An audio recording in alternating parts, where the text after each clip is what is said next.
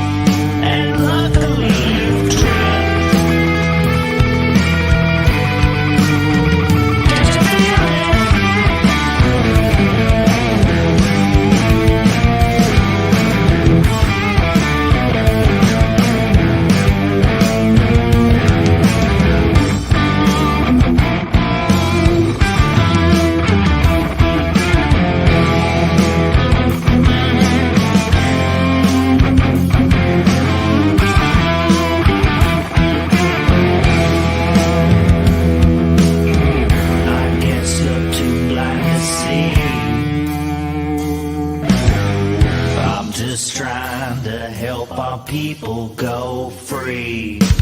I guess what you'd like to see. I'm just trying to help our people go free. I'm just trying to see. You're too blind. I'm just trying to see people go free. I'm just trying to see. I'm just trying to help our people go free.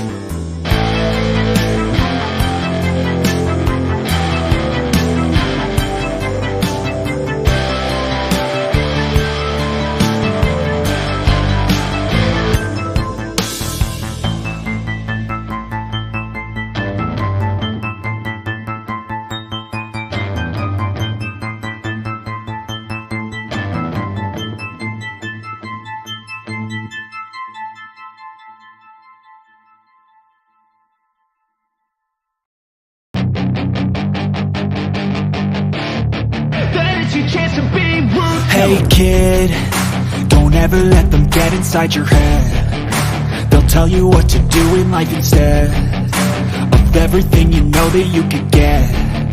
Don't let them guide your life towards regret. I'll fight for what I love with every breath. My past is filled with things I won't forget. I use them all to push me to my best. So treat the worst of times just like a test. If only I could go back in time, I'd tell myself that everything will end up alright. Just push yourself, test yourself, figure out what you like, and find your limits, don't be rigid, always work towards a prime. Surround yourself with open minds, people can change your life. A few friends with intent can help you feel alive. Find a passion, take some action, and with a little time, just be patient, make a statement, try to enjoy your life. They'll try to kick you while you're down. They wanna rise up while you drown. They wanna fill your head with doubt. They're silently scared that you'll figure it out. I'll make it look like I'm losing, won't bother hiding my bruises. And when they finally think you're wounded, then it's your chance to be ruthless.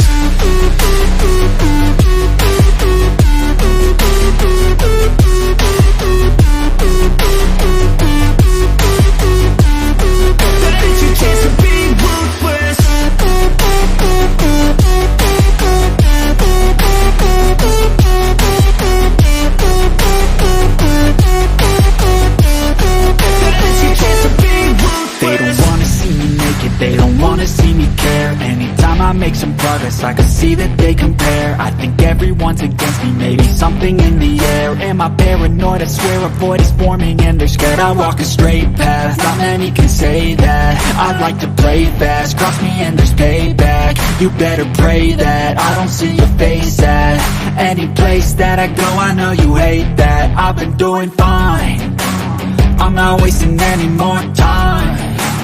I live for the fight and the climb, and I think that the pain that's deep inside is what defines.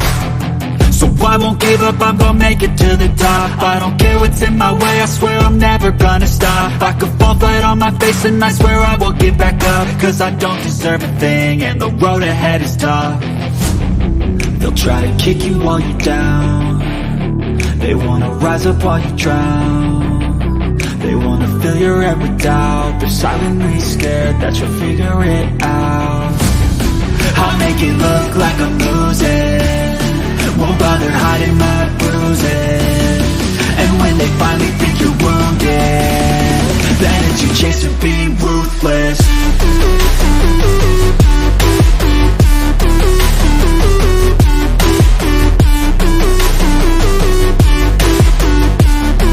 Then it's your chance to be ruthless.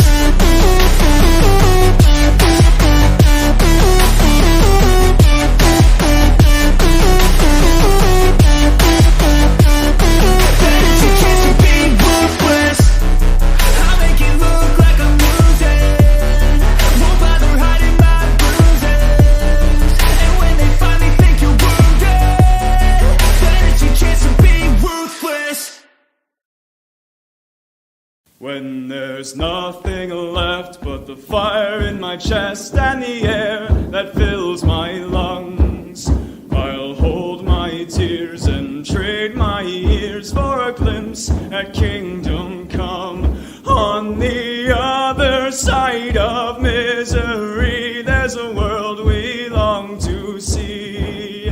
The strife we share will take us there to relief and sovereignty. Oh, by God, we'll have our home again. By God, we'll have our home. By blood or sweat, we'll get there yet. By God, we'll have our home. In our own towns, we're foreigners now. Our names are spat and cursed. The headline smack of another attack, not the last and not the worst. Oh, my fathers, they look down on me. I wonder what they feel to see their noble sons driven down beneath a coward's heel. Oh, my God, we'll have our home again. By God, we'll have our home. By blood or sweat, we'll get there yet. By God, we'll have our home. The road is dark, the way is lost. My eyes, they strain to see. I struggle forth to find a friend to light the way for me. Oh, brothers, can you hear my voice, or am I all alone? If there's no fire to guide my way, then I will start my own.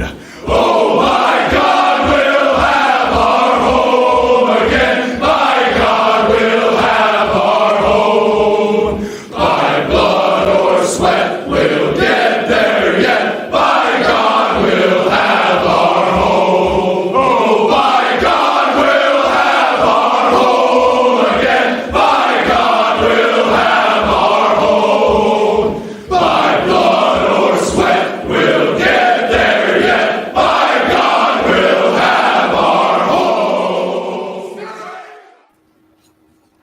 Yes, we will. We're not going to be having it loudly today, unfortunately, because my throat is all jacked up, but we're going to do our very best. I don't know exactly, since the injury occurred while I was getting ready for the show, what we're going to be looking at. We're going to be looking at a big success with a woman, white woman who sued Starbucks We're going to be taking a look at your comments, of course, your questions, your concerns. And then there is, and please, before we get to what this is, reach out to anybody you can to let them know that we are going live. I mean, even if you have to, don't do this. Even if you have to, don't do this. Go into any other chat and let people know that we have raced back from the emergency room and that we're going to be going live and that we are live. Your calls, comments, questions, and then there's this. A circus performer is driving home after a long day of training when he is pulled over by a police officer for a broken light. The officer looks in the car and sees a collection of knives in the back seat. "Sir," he says, "why do you have all those knives?" "They're for my juggling act," the circus performer replies. "I don't believe you," says the cop. "Prove it." So the performer gets out of his car, stands on the line marking the side of the road, and begins juggling the knives flawlessly. Just at that moment, a car with two guys in it drives by. "Wow," says one guy to the other. "I'm glad I quit drinking and driving."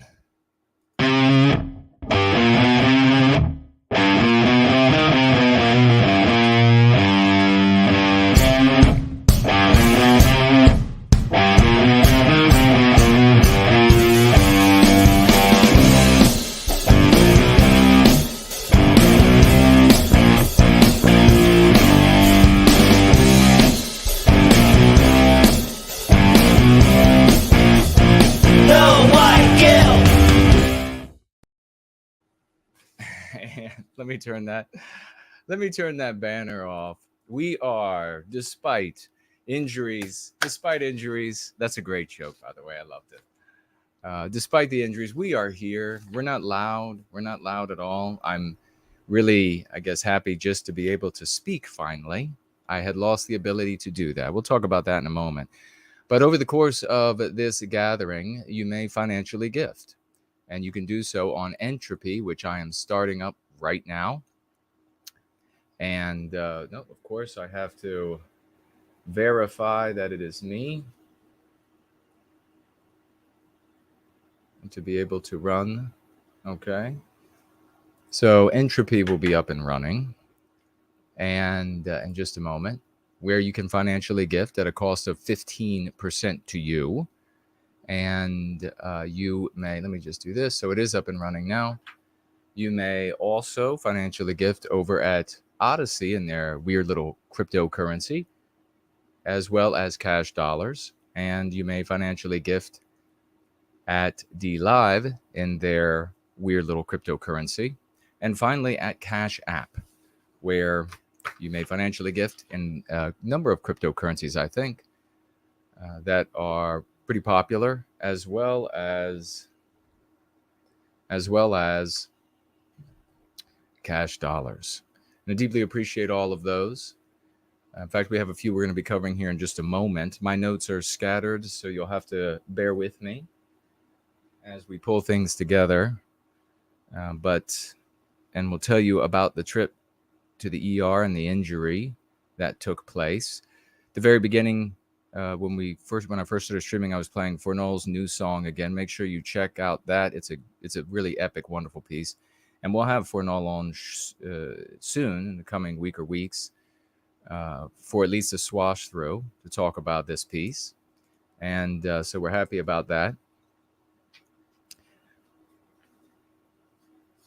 And if you would like to contact me otherwise, like make a comment or pose a question to yours truly, and get up the live chat here. As you can see, literally just running in from the hospital.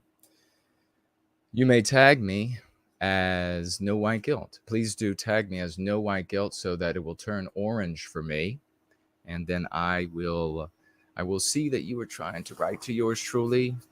And I guess I want to take a look at the comments because the Cuddle Munchkin told me that there were comments on the video that I posted where I said there was going to not be a gathering today. Oh my fucking God, that hurts like hell. Because I could not talk at that time. There was no voice. There was no voice, and I couldn't swallow. Although the no voice was better than what happened immediately thereafter, which was, I'm told now, was some sort of a vocal spasm, and my voice, what of it I could put together, was not me. It was weird. It wasn't good. So I figured at that point, you know what? I'm not going to be able to talk in my own voice. And then that went away and there was no voice. So here I am. This hurts. We'll see how long I can go. Maybe it'll get better. I've taken a bunch of drugs and I have warm drinks. I have breakfast tea. I've got hot water. I've got my coffee. I've got my regular cold water. The coffee here's cold coffee. We'll see. We'll mix it up. We'll see how it does. I'm sure you're wondering, what in the world did this? Well, we'll get to that in a minute. Southern Bloom is here. Great to see you. There's the Miss Jess Horse. Great to see you. Both wonderful sisters. There's another wonderful couple of sisters. There's Elaine and Stephanie. And yeah, indeed, a happy Father's Day to all of the fathers out there. And do I even got my tie? This is all done in like breakneck speed. Am I swollen there at all? Holy, it hurts to touch. Missouri Battle Flag. And there's Sherry. Great to see you, sister. Wonderful to see you, brother. Missouri Battle Flag. Rooster.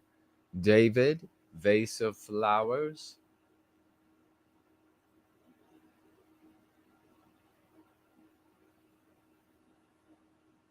Great to see you all. Summer Lee is here. Hello, sister. Winged Productions. Marlene. Great to see you, sister.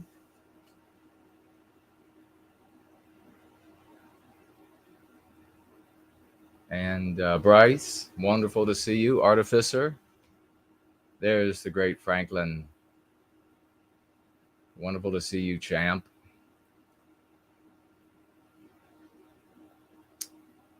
Northwest. So we're starting a bit late. Jimmy is here, the Italian. Great to see you, brother. 0022. There's the great Brand Danger. Unstoppable. Oh my gosh. Can anybody guess what happened?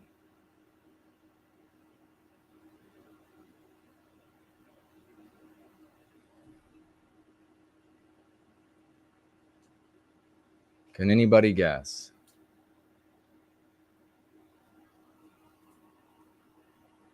Thank you for sharing. Thank you for sharing. Oh my gosh. After the good news is, after the x-rays and opted against the CT because it's just more radiation. And if the x-ray, that hyroid bone or whatever that thing is called is not broken, it's very rare to break that. If that's not broken, then I just wanted to, and I was starting to be able to talk again. So I was just like, I gotta go. Just gotta go. My relatives, I've had relatives that fought in the most hellish conditions throughout history. We all have.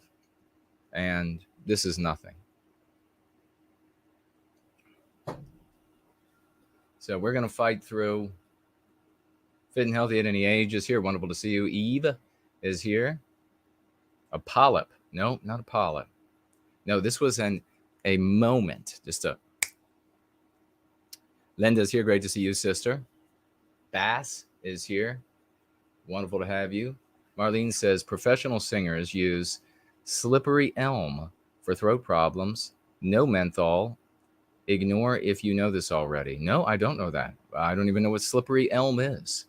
I would be concerned that I would, like if I had to look for that, I would have to walk through like a curtain at the back of the grocery store to get into. Oh, it hurts to get to the slippery elm. Where do I find the slippery elm? Let me actually, so that's for, maybe it'll help.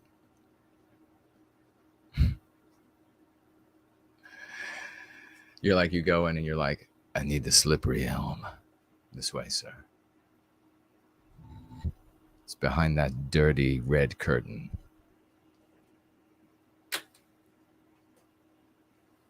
All right.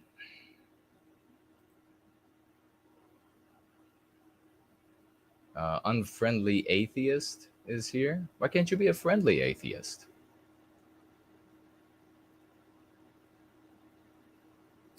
Eve says a bug, a swallow, a bee, and it stung your throat on the way down. Nope. But those are good ideas. David says you're going to need your voice, and that's why I'm fighting to take it back. That's why I'm not taking any shit. Let's get to... Now, where's the list? See, let's get rolling, folks. And maybe I'll get stronger and stronger with the spirit of the West in me. Let's get out some raucous emojis. Let's get out some raucous emojis and begin celebrating Irish Nick, ladies and gentlemen. Big 007s, those some crowns on his head, some gems at his feet, 95s for that hero. He came in a little late last Sunday, and we were signed out. The great Irish Nick financially gifting 50 white well-being dollars. 50, we love him. Irish Nick has come in like a storm from Ireland, a lovely storm from Ireland, kicking ass. 50 white well-being dollars. This was last Sunday. God bless you, brother. Thank you so very much for that. We also missed last week, I love Jesus Christ financially. And Nick, by the way, says with those 50 beautiful white well-being dollars, he says for white well-being. Wonderful, brother. Thank you so much. I love Jesus Christ financially gifting $10 in service to the well-being of our people. And she says, as is always, for white well-being. God bless you, sister. Thank you so very much. We also have the great white student transmission last week, financially gifting $5. And he says, folk tithe with it. God bless you for that, champ. I deeply appreciate it. And it looks like we also missed last week 5 library tokens over there on Odyssey. And I want to thank Who'da Thunk It for financially gifting those library tokens. And he writes with them, when I visit a local park, I see majority of them are non-white people. And I experience the effects of numerical diffidence. In other words, if you study the Go Free method, you'll know that means that you don't want to project who you are onto the world. And in this case, he's feeling numerically diffident because he's surrounded by non-white people. They might all be wonderful, every single one of them. But this is still the effects on the human animal. I don't feel at home, he writes, or in a country of my destiny. It even feels dangerous being a white man holding my head high, because there'd be no consequences to harming me. How do you handle it? Well, that's a great question, brother. How do you handle it? And we're going to keep moving along, but I'm going to come back to your question because I can still see it on the screen. I thank you for that and for those library tokens. We'll have to find out how to cash those things in and do something with them. So I appreciate it. We're going to keep celebrating, though. Get out your 007s for the great Franklin, ladies and gentlemen, who has started a wonderful group on Telegram. And I would like you to reach out and help this champion, taking the initiative once again, the great Franklin. He's stepping up. He's like, I'm going to make it happen. Nothing's going to get in my way. I'm doing this for white well-being. And this group is called the No White Guilt Receipts group on Telegram. So you can reach out to Franklin, maybe speak to him now in the live chat as well. And if you would like to help with that endeavor, make sure that he knows. And what's that endeavor all about? Well, good people, class acts, people who are quality individuals who participate in Team White Wellbeing, true heroes. They're looking out at the world and they're seeing people who are attempting to usurp credit for the work that we've been doing for decades. It's the kind of thing that can really piss off a man with integrity and character, even if he has nothing to do, just looking on to what's happening to us. We are likely to gain allies when they see that actually happening from people who aren't even going free, or who maybe don't even care about what's going on in the world, just because they feel that disgust that a healthy person with good character feels when they see somebody else work, and in our case, a whole team working for so long, 2 decades specifically with the Go Free method, and endeavoring to bring this to folks. And then as it's worked, as it's finally playing itself out, we see that, as predicted, low class, low quality people are stepping up, and they're trying to say, well, this is just a sign of the times. It's just naturally, it's organically happening. Nobody is behind it, or actually claiming that they've done it, or claiming that some dead person over here is responsible for it, even though nothing happened during his time. And so Franklin wants to we make so many predictions here. We talk about, we're going to reach this content creator, we're going to reach that content creator. We have people in the live chat, true champions, that will say, I'm hammering away at this. I'm focused on this person, on this content creator who has this number of subs. And then the weeks later, we see that that content creator ends up saying one or more of the key concepts. And then folks will say, okay, now I got him or her to say this. Now I'm going to get him to say another key concept. And then we celebrate when we get the content creator to do that.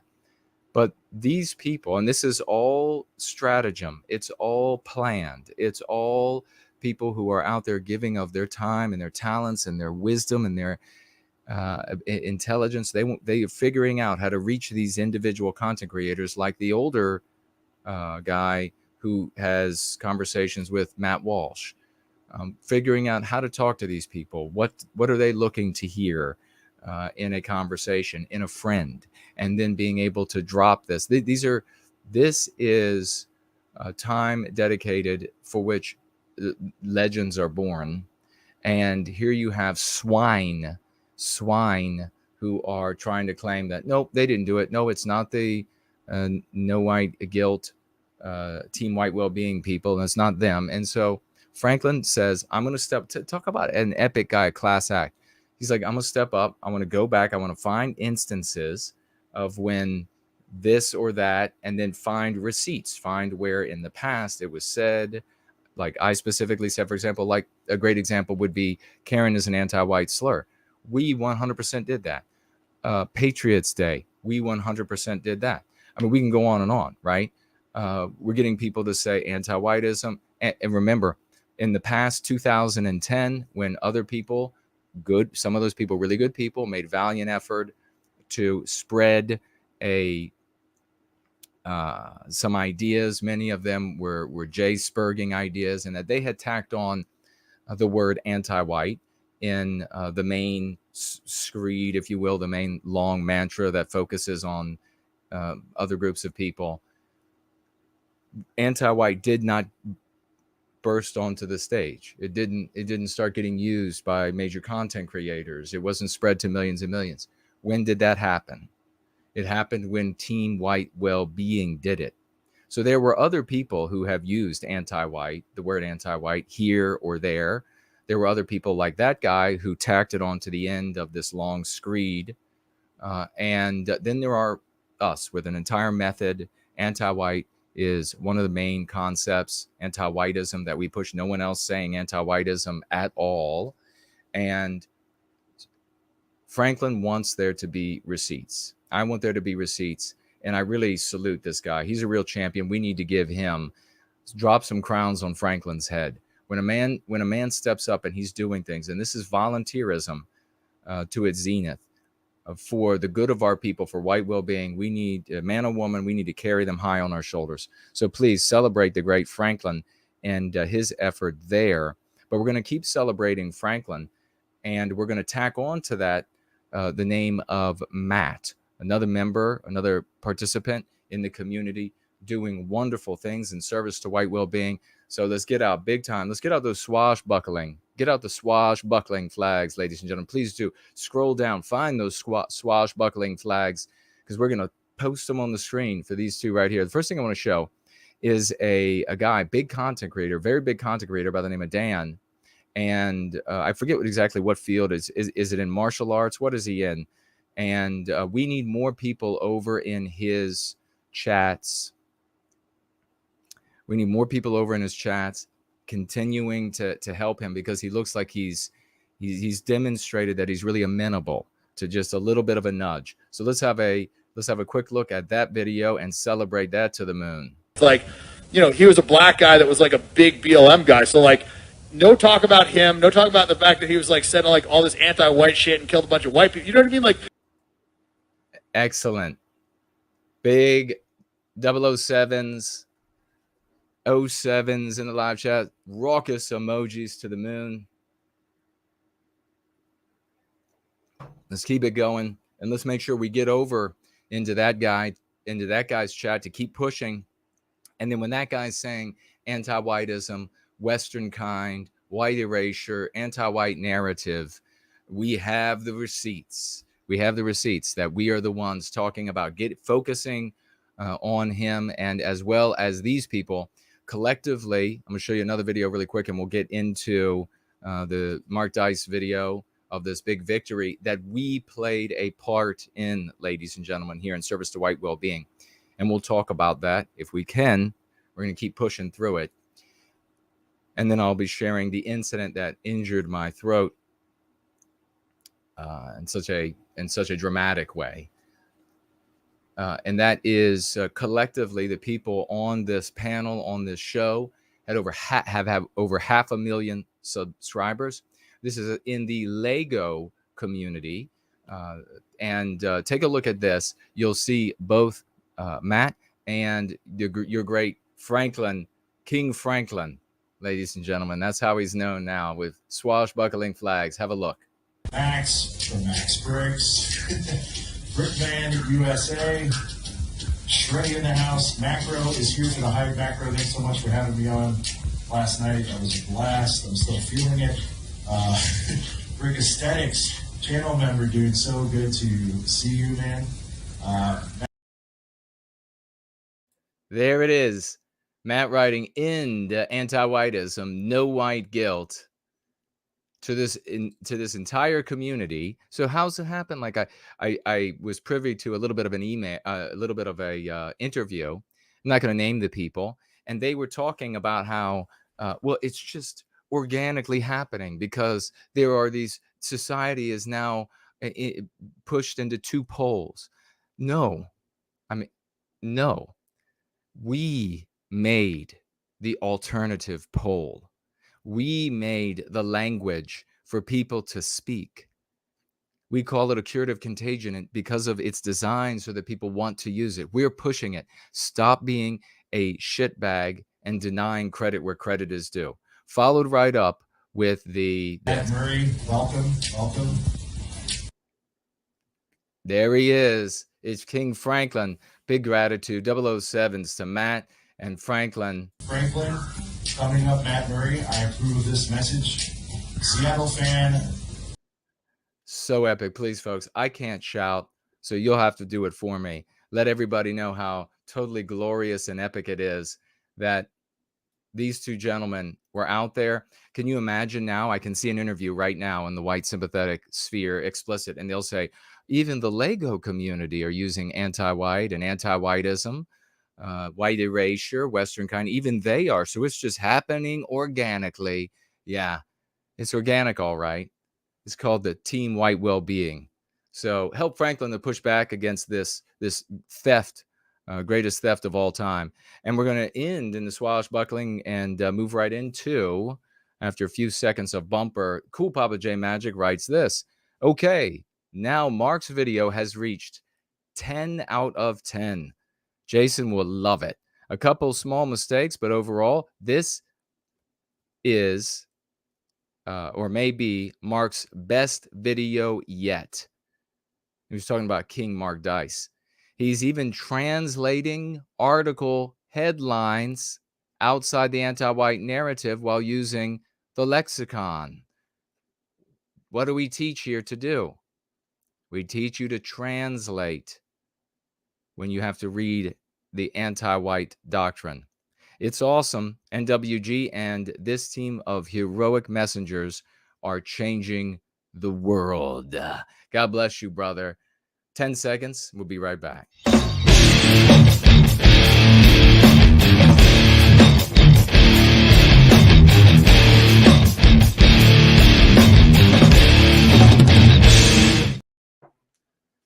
Okay.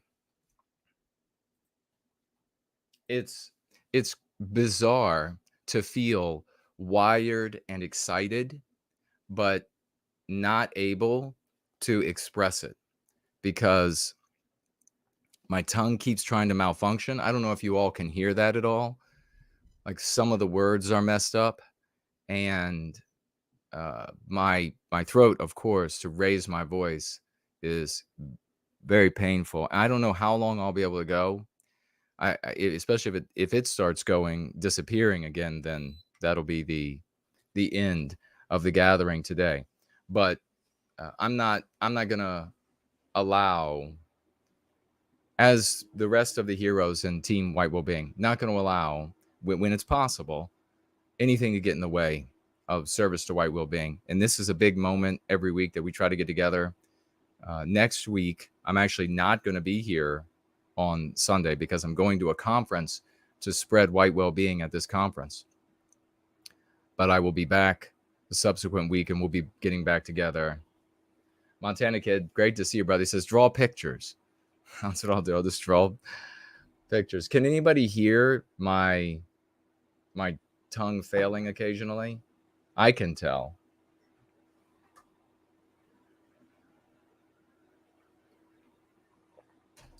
We're almost at 100 in the live chat. Let's make it.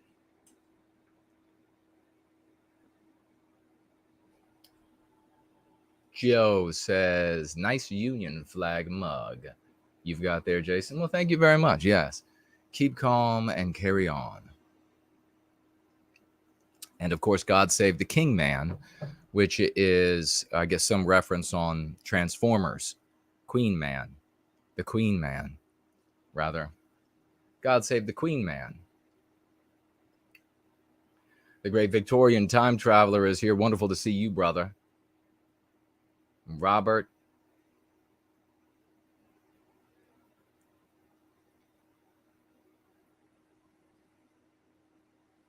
All right. Lavish is here. Wonderful to see you, sister. Western Kind Art. Wonderful to see you. Thank you. And thank you all. Everybody who celebrated, and I mean it, is better than those who don't.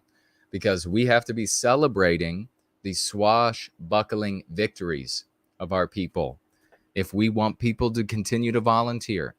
I mean, one of these days, if we can get through these usurpers, these people who are trying to steal the credit for our work, if we can get through them, I mean, they're the biggest hurdle, not the anti-whites. If we can get through them, maybe we get to a day where people show up with big money and we can pay those who today are the biggest doers. That's how we'll know who actually gets the job. There won't be some like committee deciding, because we know committees are garbage.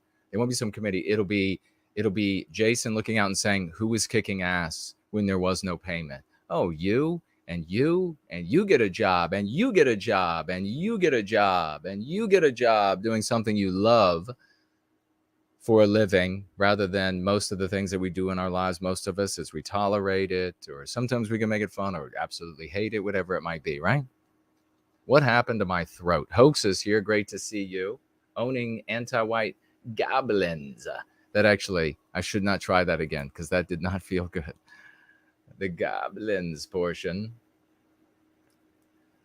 Before Go Free, owning anti-white goblins writes, relatives will be angry with me when talking politics. Oh, listen to this testimonial coming up right now. Listen to this testimonial. Everybody has, this community is the only community of testimonials of success. Only one out there. I've been in this sphere for nearly 3 decades, and there aren't testimonials of success. There are only stories of hardship as a consequence of sharing what people have learned. How's this tie looking with this shirt? Is it looking pretty awesome? It's actually blue, but it's very close to gray, and it's kind of crosses well, I thought, at least in this state. This is such a dumb thing. You know, it is so dumb. We'll pull up Mark Dice's video here in just a moment. I won't be doing any singing today. See that my tongue just failed. I won't be doing any singing today. But we will be looking at Mark Dice's video here in a moment and take a look at an article. Yes, happy Father's Day to everyone. Mike is here. Matt is here. So good to see you, brother. Big salute to you, champ. And you can see these people in all seriousness sitting around. I mean, and this is what this interview that I was watching, I won't name the people, this is how they were talking. They were just like, things are becoming so oppositional that there are two poles, and it's just a natural, this language is just a natural consequence. Fuck if it is. Fuck if it is. I mean, what horse shit. If somebody didn't know who we were and they were saying that, I could understand. I mean, you're going to look out in the world, and to you, it's going to look like magic. But when you see the machinery, like under the system that's making it happen, and it's all these good people from Team White Wellbeing, we got to stand up for each other. I guarantee you, these low character people will thieve everything, and then if God forbid, we fell apart because of it. In the subsequent years, they'll be talking about how there was that moment in time when things just became so oppositional, it just kind of naturally bloomed up, but then it died away. It just died. We don't know why. Yeah, I do. Low class trash. That's how it does it. That's how. So people who know about us, there's no excuse. There's no excuse not to say, I know who's doing this, or at minimum, I know in a very big way who's making this happen. In a very pushing for decades, in a very big way, the team that is behind this, and I am glad to know them and who they are. Now, people like our King Dice, and we're going to be watching in a minute, I know that he would lose his channel if he were to associate with us, at least yet. They would easily just come out and say, oh, well, look at, he's associating with these. And of course, they would just slander us with the typical anti-white slurs and to take away his channel. And then we would have 2 million fewer people able to hear the lexicon. But there are other really big people that we're reaching, and we continue to reach, and we will, and some, many of them, of course, are in entertainment, on the internet, on podcasts, but there are others. There are other influencers that we are reaching in law firms, and I'm not going to go into detail, but I guarantee you, with strategy of forethought, with a playbook and a program to reach out with this curative contagion, a lexicon that is designed to be to selfishly serve those who receive these words and therefore are inclined to take it up. There was strategy there. There's strategy here. This does not happen by chance.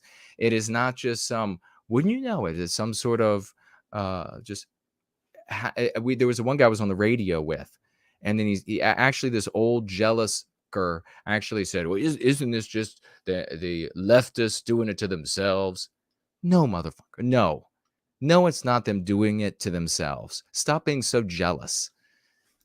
So we got to look out for each other. God bless. God, and I do mean this. God bless King Franklin. Let me look at what y'all are saying, and then I will tell you all the freak accident that jacked me up something serious. But we're here, and we're going to make it happen while we're here.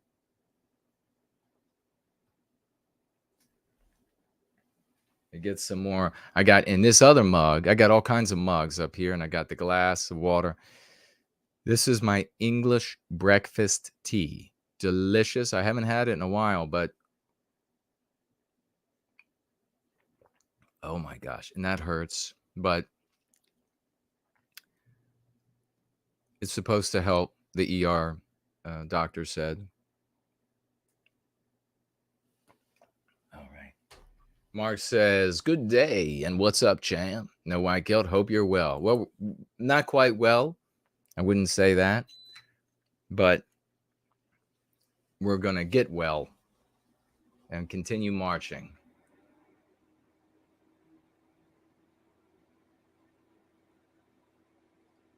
Let me see what you all are saying. And we will move into, please, once again, share in your circles of influence that we are live right now, that the gathering is going. And you can tell folks, Jason's back from the emergency room, ready to roll. He's back, and we are ready to roll. Could someone try to put a comment in the Tall Kevin widget on entropy? I'm wondering if that's working. I guess entropy at all, but remember we had the issue with it not working. Really lucked out. We had a few pieces of news that we could have touched upon. Not going to be enough time. Affirmative action in student loan cases. Some see backlash to racial progress in education. Wouldn't you know? What a surprise that there are non-white people out there that are saying, oh no, don't take away the preferential treatment, special privileges, and freedom from responsibility that we get in order to victimize collateral beneficiaries, in order for the system to victimize, this anti-white system to victimize white people. Don't take that away, because I would have never had the six-figure job that I have now. I would never have, all of these perquisites, all of these benefits, if you had not been actively discriminating against white people and victimizing them. I mean, look at what happened to the Jason No White Guilt guy. He's not in the six-figure, and who knows, maybe with benefits, seven-figure job, because he's a white male, and the system had to victimize the shit. They were just victimizing the shit out of white people. So Jason, he couldn't be a father on Father's Day. Jason couldn't get the six-figure job. He couldn't climb the ladder. His successes, his ideas, his inventions, they couldn't reach the world because it's an anti-white world, and we're going to victimize the shit out of white people. And while we do that, you have to have collateral beneficiaries to do that to white people. So that then goes to non-white people, whether they're good non-white people or anti-white non-white people. And it also goes to anti-white white people who are participating in these so-called victim groups, when they're really privileged groups, and they just get all of this doled out to them because they got to give it to somebody. When they take it away from me, when they take it away from you, when they take it away from the man you married or the man you would have married, when they take it away, they got to give it to somebody. And so so they're actually in these, this is the AP News talking here, they're actually saying, we're going to be getting into King Mark Dice in just a moment, but they're actually saying, well, you can't take this away because this is how I got my six-figure job. This is how I'm driving the Mercedes. This is how I'm in the Lexus. This is how I'm able to pay for all of the fancy vacations, and the fancy purses, and the fancy shoes and suits, way overpriced suits that look like you walked out of some like pimp movie. All of these different things. This is how I got it all. You can't take that away, of course. And what is the argument going to be within the anti-white narrative? Well, it's going to be various platitudes from platitudinarians that are going to be effete, and they're going to fall on their faces like the castrated losers that they are. You see, I can even be in pain and wield more lexical power, dialectical power than the rest of Western kind. and all competitors come in anti-white form. That is the spirit of the West in me, ladies and gentlemen. Not going to be stopped by the scum out there, even the scum in our own ranks. And you know who they are out there. You know exactly who they are. Jealous little trolls, jealous little me-nots. So this is the arguments they were going to make. What are the arguments that can be used to push back against this? You can't take this away, because this is how we are finally achieving equality. Are you going to continue to argue within the anti-white narrative and lose? Or do you take a step outside of the anti-white narrative and use the lexical dialectical power that we teach throughout the week, every Sunday, but throughout the week, in service to white well-being by way of the Go Free method? Been doing it since 94 when I started using anti-white, anti-whiteism, and I started creating my first little leaflets, my first little shitty leaflets, folded paper. And then you go to the meetings back then. Nobody knows this. Nobody knows it. Nobody talks about it anymore. Before the internet was robust, everybody went to these in-person meetings. So you know that IRL doesn't suddenly lead to victory over the anti-whites, because that's all there was. That's all we did was IRL. And everybody showed up, and everybody would bring their literature. They would have stacks of literature, and then everybody would share stacks. So you'd come with a stack of your own and you'd share and they'd share.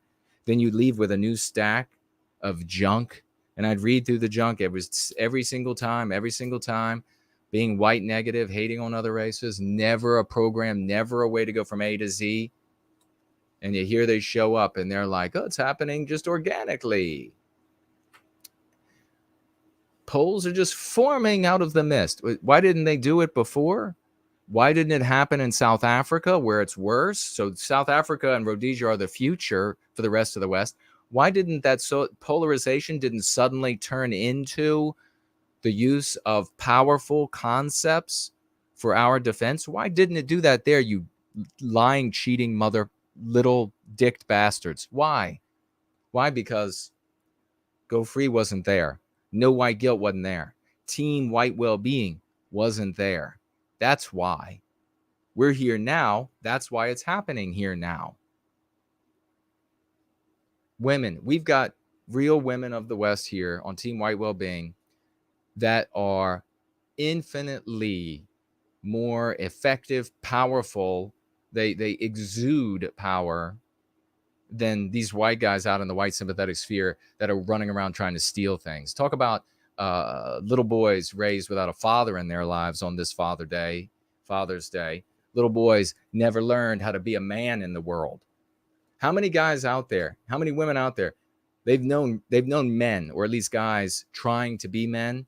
And this is like one of the things that is essential. Like, if somebody deserves credit, even if it's going to maybe undermine what you're doing a little bit, and at least that you see it that way, a real man stands up and says, that's where it's coming from. Those people there. A real man. That's what a real man does. You don't got real men in the white sympathetic sphere, I'm afraid. So we can get to that. We're going to get to this argument, or this case. Starbucks ordered to pay $25 million to ex-employee in racial discrimination case. We can celebrate this. Only celebrate, though. Don't. I'm going to be the guy who's going to warn you about this, right? Don't celebrate too much. We celebrate. This might not stand, not because of the merits of the case that I'm looking at, but because I can read society. I can read the human material that composes society, right? And if you use the Go Free method, you can too. So it is entirely possible that in appeal, this is reversed and she doesn't get a dime. But I will tell you how we enabled this to happen. We will continue making this difference in the world. And when we see more of these happening, it will be because of our work. And it'll be because of these powerful supernova satellites like King Dice, Matt Walsh, Dan, the fighter, and Sean, the Lego guy, and on and all of these people that we end up reaching. Dr. Carol Swain, all of these folks that we end up Nut and Fancy, the big gun guy. It's just organic, Jason. Can't you see? It's just happening. I look out in society and it's like the Lego guy, the gun guy, the news guy, the intellectual teacher at Vanderbilt and everything. It's just happening everywhere. You didn't do this. You didn't do that. Except, motherfucker, we can planned it and been talking about it and been doing it and then celebrating it. We're going to talk about that. We also have down in Florida, we're not going to talk about, but we'll just mention it right now. Winged Productions. Eve is here. Hello, sister. And David is here. Not going to be talking about this, but I will mention the American Civil Liberties Union is all angry about the fact that a rapist murderer didn't get gender affirming care on his way to execution. Is that actually, that's where anti-whites have brought us. We know exactly why and how that's happening. With our approach, our lexical power, something like the ACLU could be put out of business like this. Dwayne Owen, convicted murderer and rapist. In my country, if I were in charge, he would be executed, revived, and executed, revived for as many women as he raped and murders he committed. Executed and revived, executed and revived. And we would make sure the entire community, whence he came, is well aware of this is what happens to you.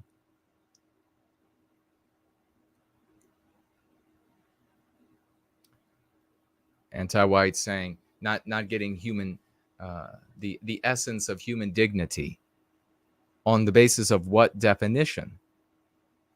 And their definition is the inversion of Western projection. You forfeit your dignity when you are a rapist murderer, or you assign a value to it in Western civilization that is so low that you will be treated worse than animals, that you will be treated, that an animal that's going to be culled, an animal that's going to be eaten, you'll be treated worse than that because you have decided to assign a value to yourself that is that low. So how do we come to the, is it because they favor the murderer rapist? Do they just favor murderers and rapists? Is that what's happening? Does the ACLU and anti-whites in general, do they just love murderers and rapists? No. They just love destroying Western civilization and Western norms. People walk around all the time, white, sympathetic, explicit, and implicit.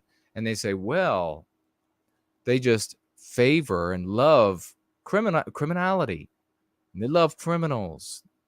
They love them. And then they say, because of the erroneous deduction, they come to erroneous conclusions.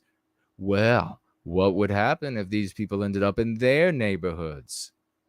What would happen if their family gets harmed? Their families do get harmed sometimes. These people do end up in their neighborhoods sometimes. It doesn't stop them. They don't love criminals. They hate you.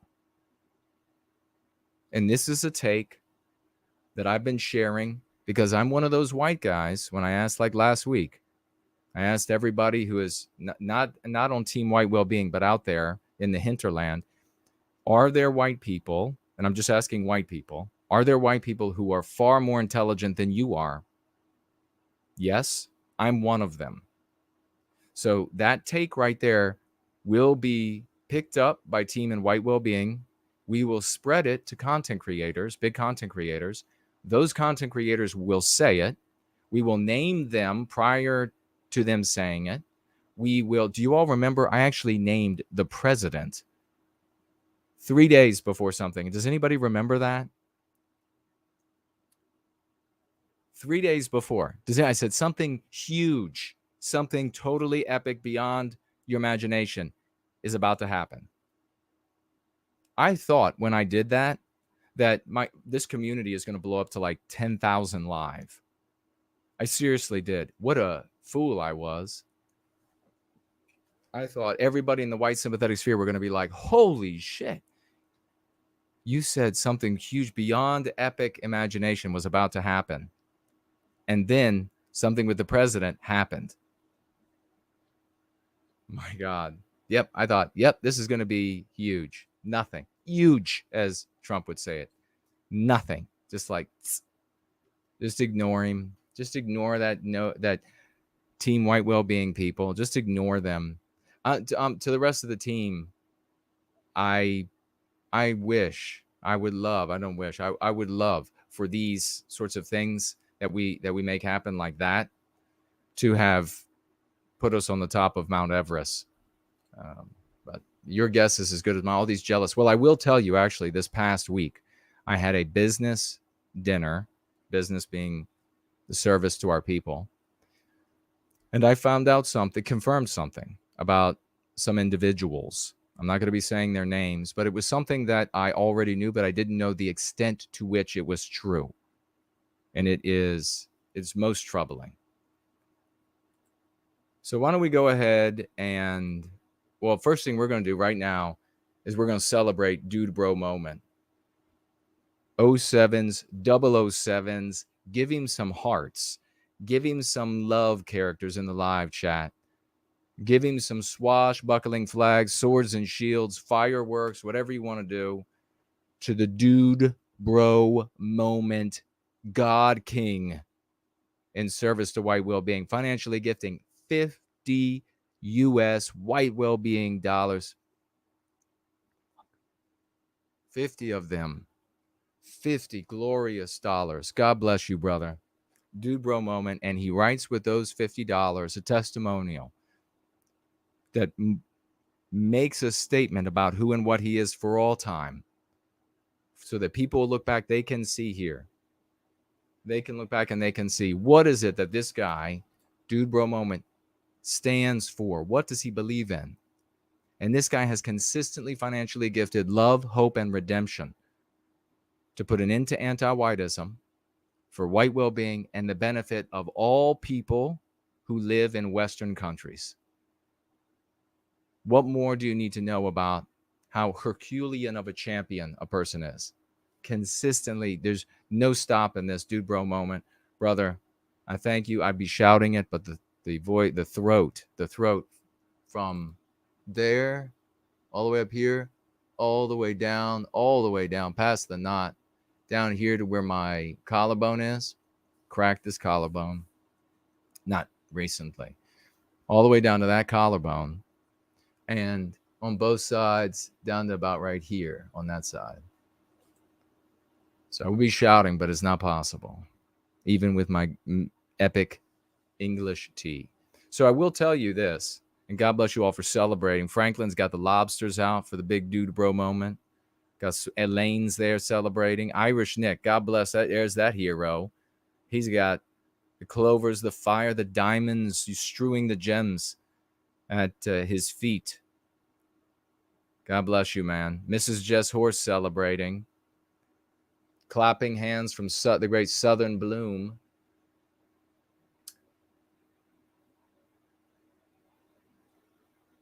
Victorian Time Traveler says they should have given him a sex change without putting him under, or any anesthesia of any kind. Yeah, that's a good idea. That would be some gender-affirming care.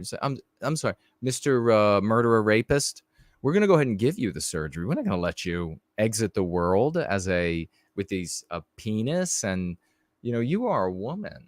You are a woman. So I got some doctors here. The only thing we lack anesthesia or any numbing ability whatsoever.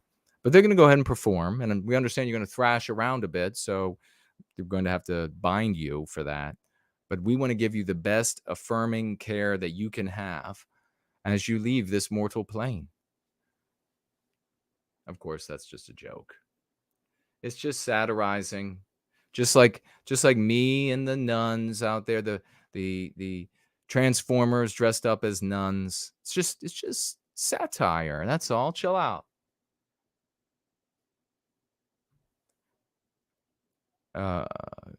Reporter says, if anyone wants to promote white positive companies and leave positive reviews, they can do so there too at some location.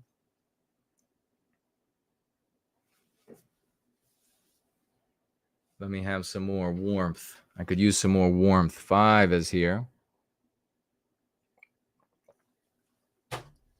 So I found out, let's pull up dice, and we're going to go through this video. And then if he's still potentially with us, we'll bring on, it's a little later, and hopefully he can still make it, the great Porridge for Swash through.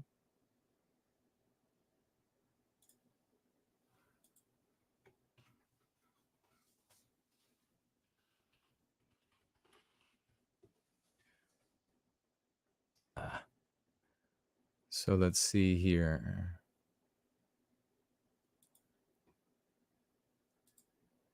Is that it? No, that ain't it.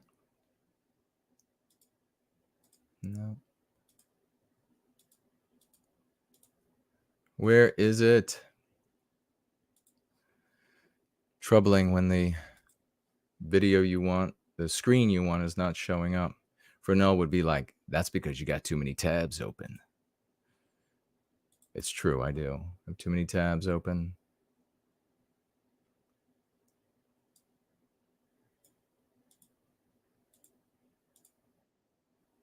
But we'll find it.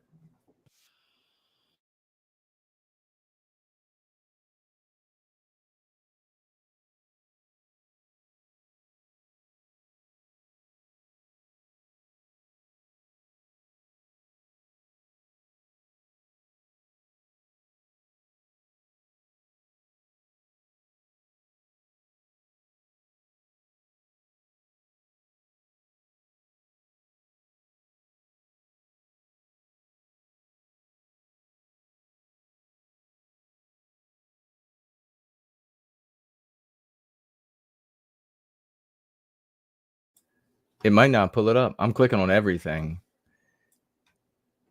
Maybe I got to reload the screen altogether.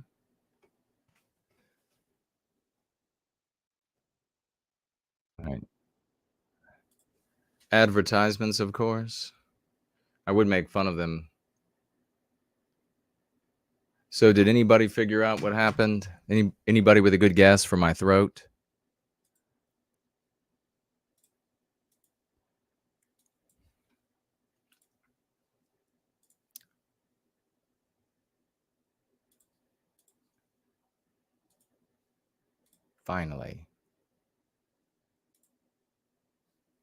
Finally, it worked.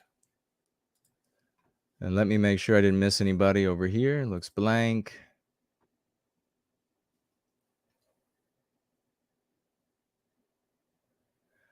Let's see. Wing It Productions with 0.44 of a library token. Thank you so much for that. Says, I didn't get any mail from you yet, or if it arrived as of yesterday, or no, day before yesterday, I did not see it. So it could be there. Thank you very much, and I'll check it out.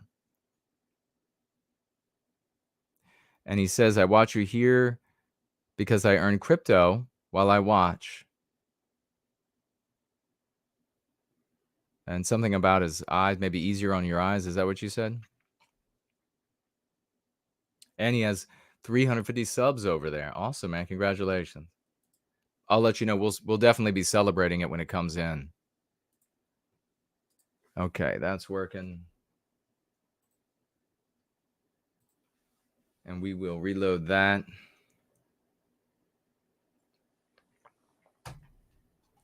So I went to the emergency room because I couldn't talk.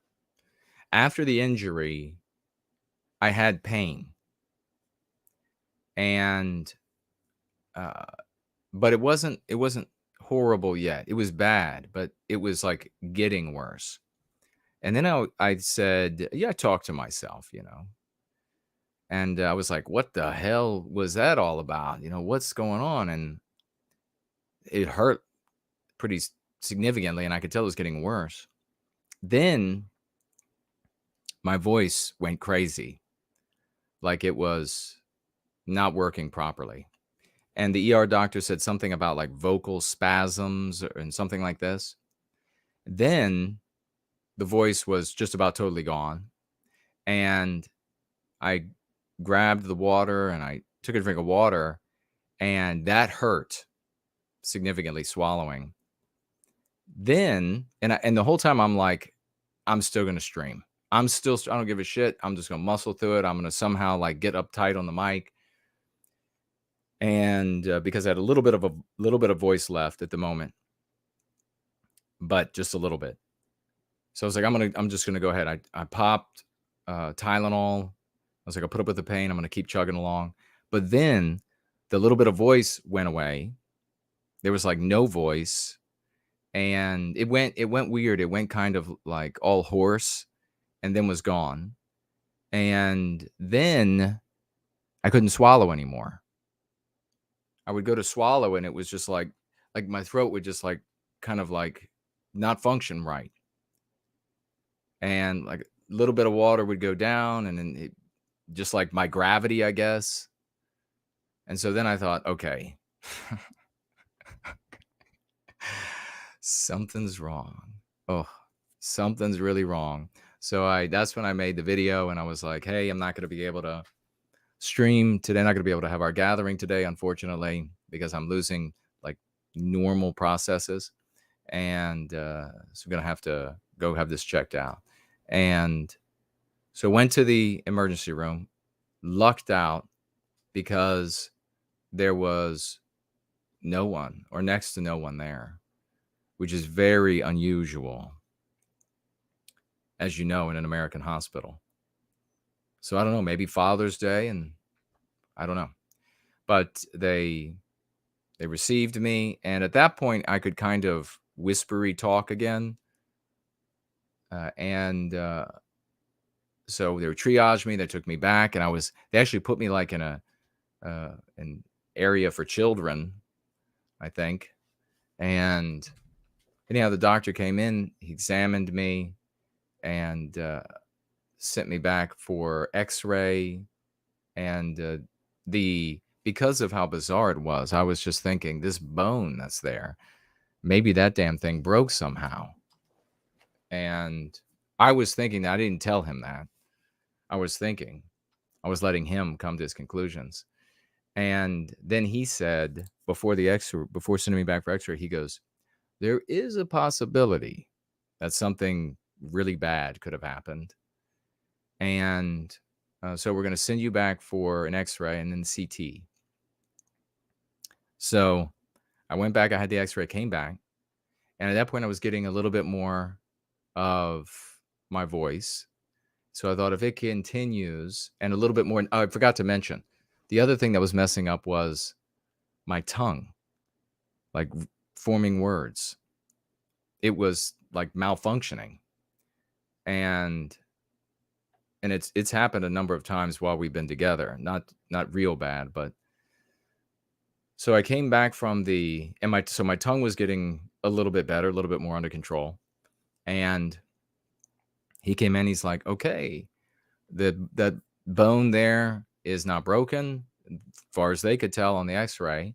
And he said, I'm not seeing the kind of like the really horrible swelling that I would be very concerned about. And so then I was like, okay, then let's just we can just roll then.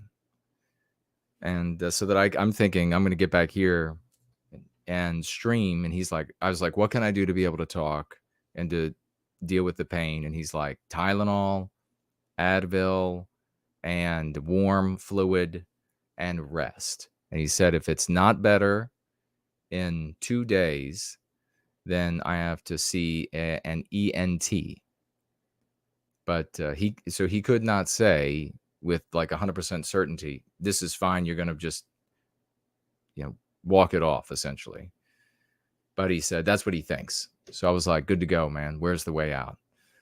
So left and bing, raced back here, started streaming so we could get together and we could communicate some power to you all, so you can take it out into the world, so that these losers could ignore all of our successes and continue to talk about how it's just happening organically. It's just coming out of the ether. It's amazing.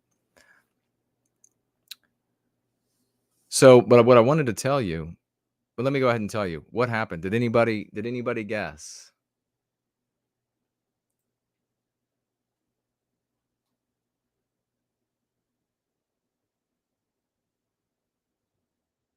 We're gonna get out some raucous emojis, 07, 007s. Throw some gems at his feet. Drop some crowns on his head. I got like, essentially, I could have like the bedroom voice now. It's a little kind of, it's not right. It's not like smooth. But still, you can't have everything. You can't look this good and also sound as good as I normally do. It's just not right. We're going to celebrate Artificer. Ladies and gentlemen, just give it up. Give it up. Raucous emojis for this man. Crabs, or what is it again, Franklin? Lobsters that you had in there. Don't give him crabs. He's probably got other things he doesn't want to have to deal with crabs. That's a problem of the anti-white community.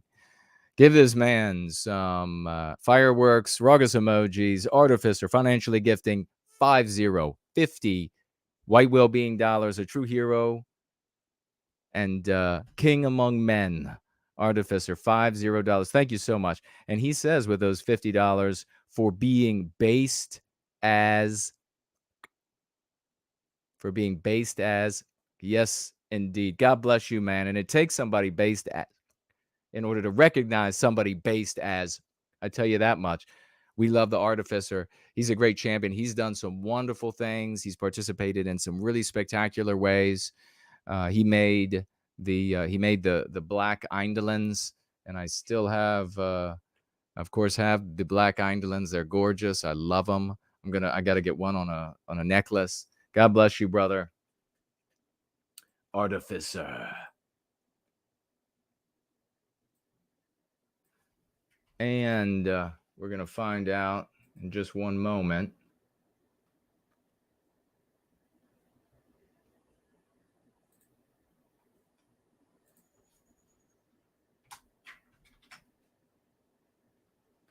We have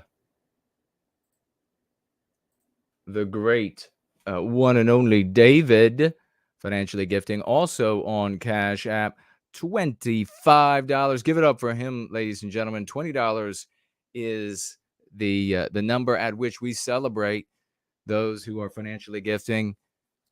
Please get him out some raucous emojis as well. He's a true champion. We love David showing up and participating in service to white well-being in various ways, in every single way that somebody celebrates. For example, like the great Franklin starting this Telegram group to stop people from stealing the good work that we are doing, the change that we are making in the world.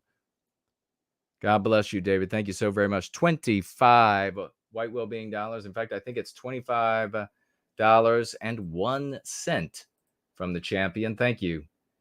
And finally, over there on Cash App, holy, that wasn't good.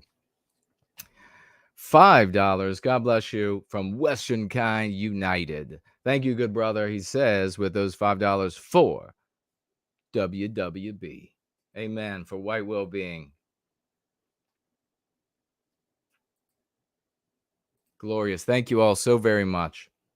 So I will tell you, I'll have to come down and see everybody who was celebrating our champs.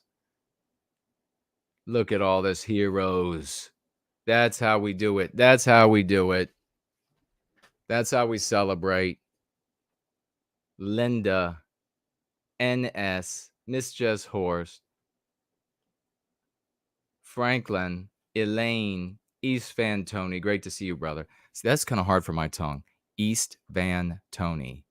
I did it fine then.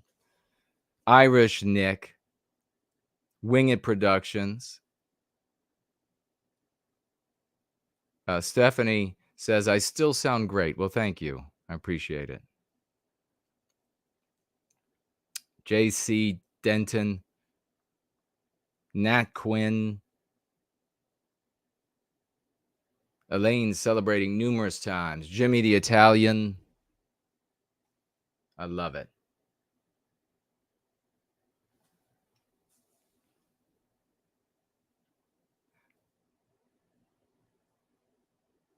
Scott says, no white guilt. The federal government may be targeting you, Jason. In what way, brother?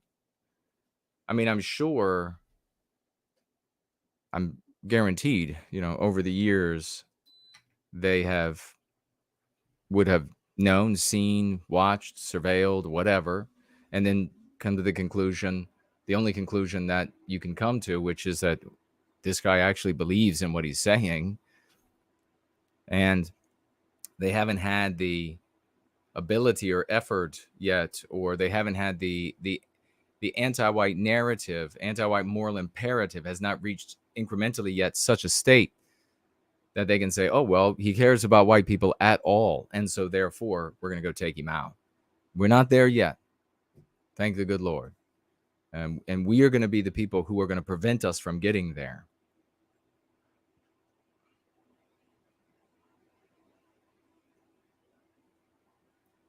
Time Traveler asking, how did you injure your throat? I will share that in just a moment. Elaine said, did you hurt it lifting weights? Nope. Montana Kid said, fighting again? Nope. I've been hitting the throat fighting. It was never this bad. I never had anything like this happen.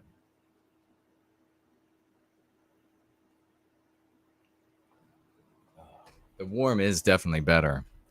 Weston says, would I collaborate with Seawick Media? He's an LDS scholar analyzing the woke attacks on the church. Would be awesome. I will happily speak with almost anybody. People who are, honestly, like this person obviously honestly cares about the church and the attacks on the church. And we're going to have different beliefs about how and why that's happening and how to remedy it. But maybe I can communicate some ideas to him or her, whoever I'd be speaking with, that could help him or her in the defense of the LDS church. Robert says, a karate chop to the throat? Nope, but I have been hit in the throat, and it's been painful, but not like this. Spartan Lambda says, nice to see you on the stream, true warrior. Yeah, well, I appreciate it. Could you imagine? We went and stood at Thermopylae. And I'm like, I know I need to be able to talk, but I mean, if I had to talk like this, then I would have, even though it was really hurting. And it's a bit distressing as things are getting like worse and worse. Like, oh, I can't swallow now. That could be a problem. You start immediately thinking, if that continues, that'll have to be like feeding tube territory. And then what could be doing that?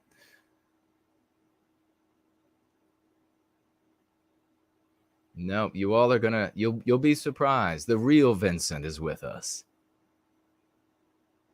Wonderful to see you, good champ. Just for Fun is here, and that we're having fun. We have fun all day long. We have fun all day long in service to white well-being.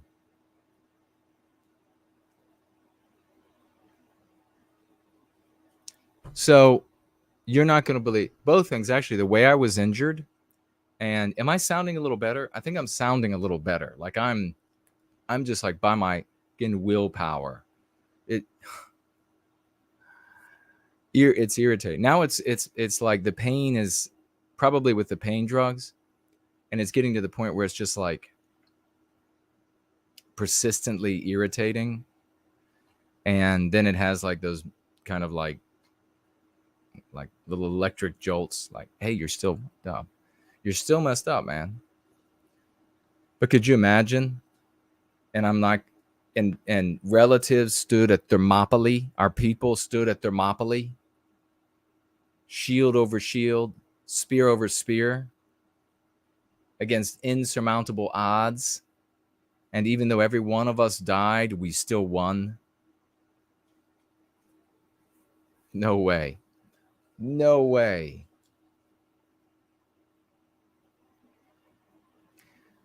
Traveler, anti-whiteism has infested the LDS Church. Yes, I'm afraid I've talked with a lot of people. But I mean, it's just like the rest of Christianity. But he says, so much that I haven't been able to bring myself to go for years. Well, I have the exact same thing. I mean, that's why I walked away from attending church. It's because of how anti-white it has become. Anti-whiteism won. It defeated the church. And that's why we are here, because we defeat anti-whiteism. Owning Anti-White Goblins says, what would you say the most white sympathetic countries are? I'd argue it's Denmark, Hungary, and Poland. That may well be. I mean, I don't know. I really don't know. But if you're thinking about like a place to move, but would be really great is if we could get to these countries and defeat the anti-whiteism that's present. And then those countries would really stand out to the rest of the world. But we would have to communicate that information to the rest of the West, that indeed, look at how glorious this is for our people as a consequence when you become white positive, when you throw off the yoke of anti-whiteism. Look at how wonderful the country becomes.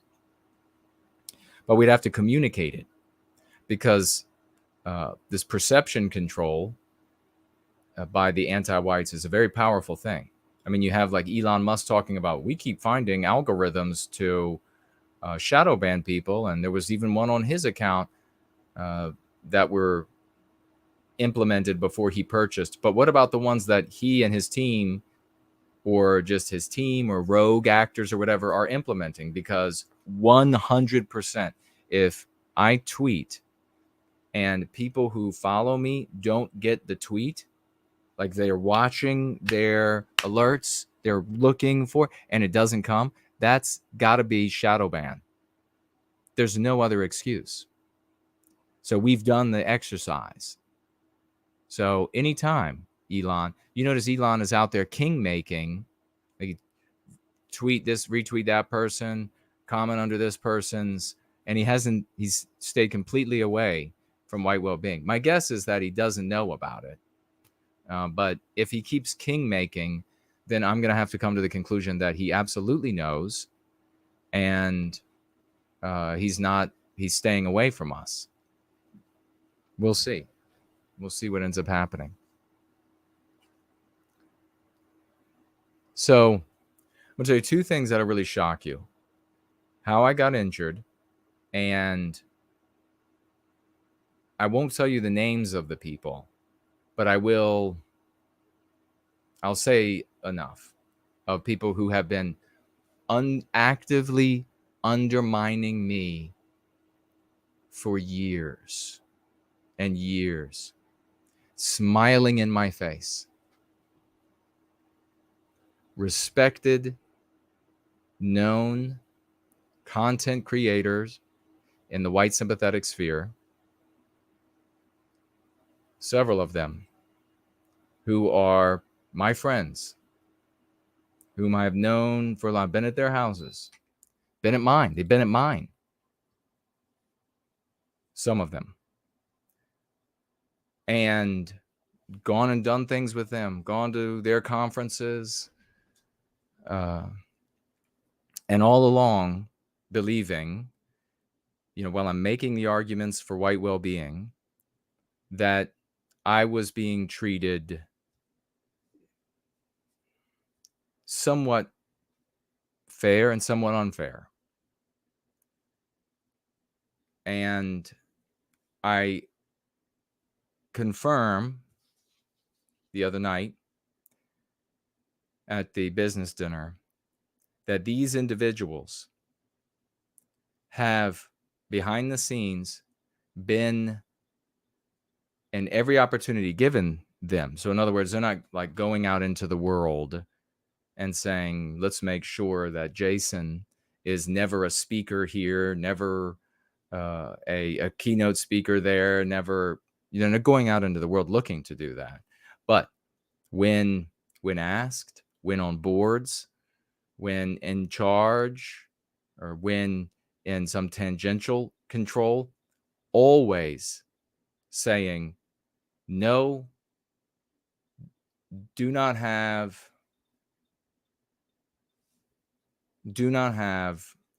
Jason as a speaker. So for all of these years, thinking that like we're a team in the white sympathetic explicit sphere, we're a family, we want the same things. And I'm a big team player. I played a lot of youth sports, and there's no individual that changes everything. There's always the team. You have to rely on the team. And so you have to help each other out to be your best. And when somebody's doing something good, you want them to do that on the field. You want them to do that to win for the team. You want them to do that even better. You want to encourage, you want to help. And so that's my mentality I come into this with. I've discovered that there isn't a shred of that in the white sympathetic sphere, not a shred. My friends, I have been, and all of you now with me, on our own. Everyone else is on their own as well. They have these transitory alliances, if you will, where they think they can benefit each other, but they're not working together ever for the benefit of Western kind. I mean, that's just finally the conclusion. That's all there is. The white sympathetic sphere is as mercenary as business.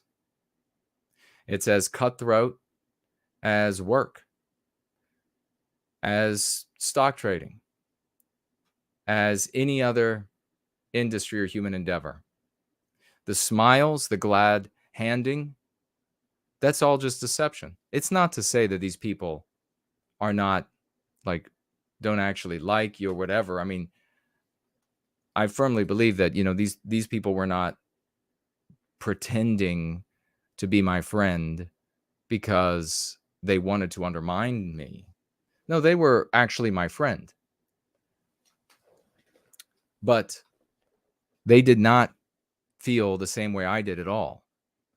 That we're this team and we're going to try to achieve this common objective, this white well-being. Not one iota. Not one iota. These are absolutely, every one of them, content creators, thought leaders, organization leaders, mercenaries. There are names, there are big names. In fact, one slandered me recently, attempting to, I won't say his name right now, attempting to convince people that, and he's supposed to be this sophisticate, that was a friend that I treated well, that I defended when the community several times tried to get rid of him. And then I just wouldn't participate in efforts to get rid of him after he stole money repeatedly from different groups, after he stole membership lists with names on them. I was like, look, I'm not going to say good, but I'm not going to participate in the negative either. I'm just going to step away from it. That individual decided to slander me, saying that I get what he wants to do is he wants to bring a bunch of anti-whites in so that they can, into the white sympathetic sphere, so that they can transform the movement into a hate has no home here signs. It was total garbage. Nothing remotely close to the truth. You can look at all of my work, never remotely close to the truth. But these other individuals were, when I saw the depth to which that they have endeavored, and when I say here, you really have to appreciate, it's that no argument, no reasonable argument coming from people who pride themselves on being logical, rational, not a single one given. And then suggestions of, let Jason write an outline. Let him write an outline of what he'll say, and then we can decide whether or not it's worthy of the group hearing. No. So you ask, what's this all based in? Does anybody know? Is it like not painfully obvious? 100% unadulterated, undiluted jealousy. 100%. It sickens me to have to come to that realization. It sickens me to have to share it. But there are no friends here. There are no friends in the white sympathetic sphere. There are people who may occasionally see themselves as aligned for their individual benefit, because I'm afraid this is what the white race is. It isn't like the non-white races. The non-white races, in this respect, in my opinion, are all better at working together and not stabbing each other in the back than Western kind. The selfishness here just knows no bounds. And so you can go in, as I did, a young person, idealistic, and believe we're going to work together because that's the way it sounds. That's the presentation. We're going to work together to bring an end to this. But it's not. It's not true at all. And that's why I'm grateful to people like Franklin putting together this endeavor, and the people who are going to know white guilt receipts and those who are going to come and help him with that. Because we are on our own. It is team white well-being. And the rest of the white sympathetic sphere, they're not interested. Unless it can somehow benefit them. Unless they can somehow be aggrandized. Unless they can somehow be enriched financially, celebrated intellectually. But it really comes down to, like, where's the jealousy from, Jason? Where's the jealousy come from? I mean, but for God's sakes, have you looked at me? But seriously, and that is serious, where does the jealousy come from? Like, where does the deep jealousy come from? Why are these people, why do they want to prevent your ideas from being heard? It's because my ideas are superior to theirs. Because my ideas and the ideas that we bring together in aggregate here in service to white well-being work for white people.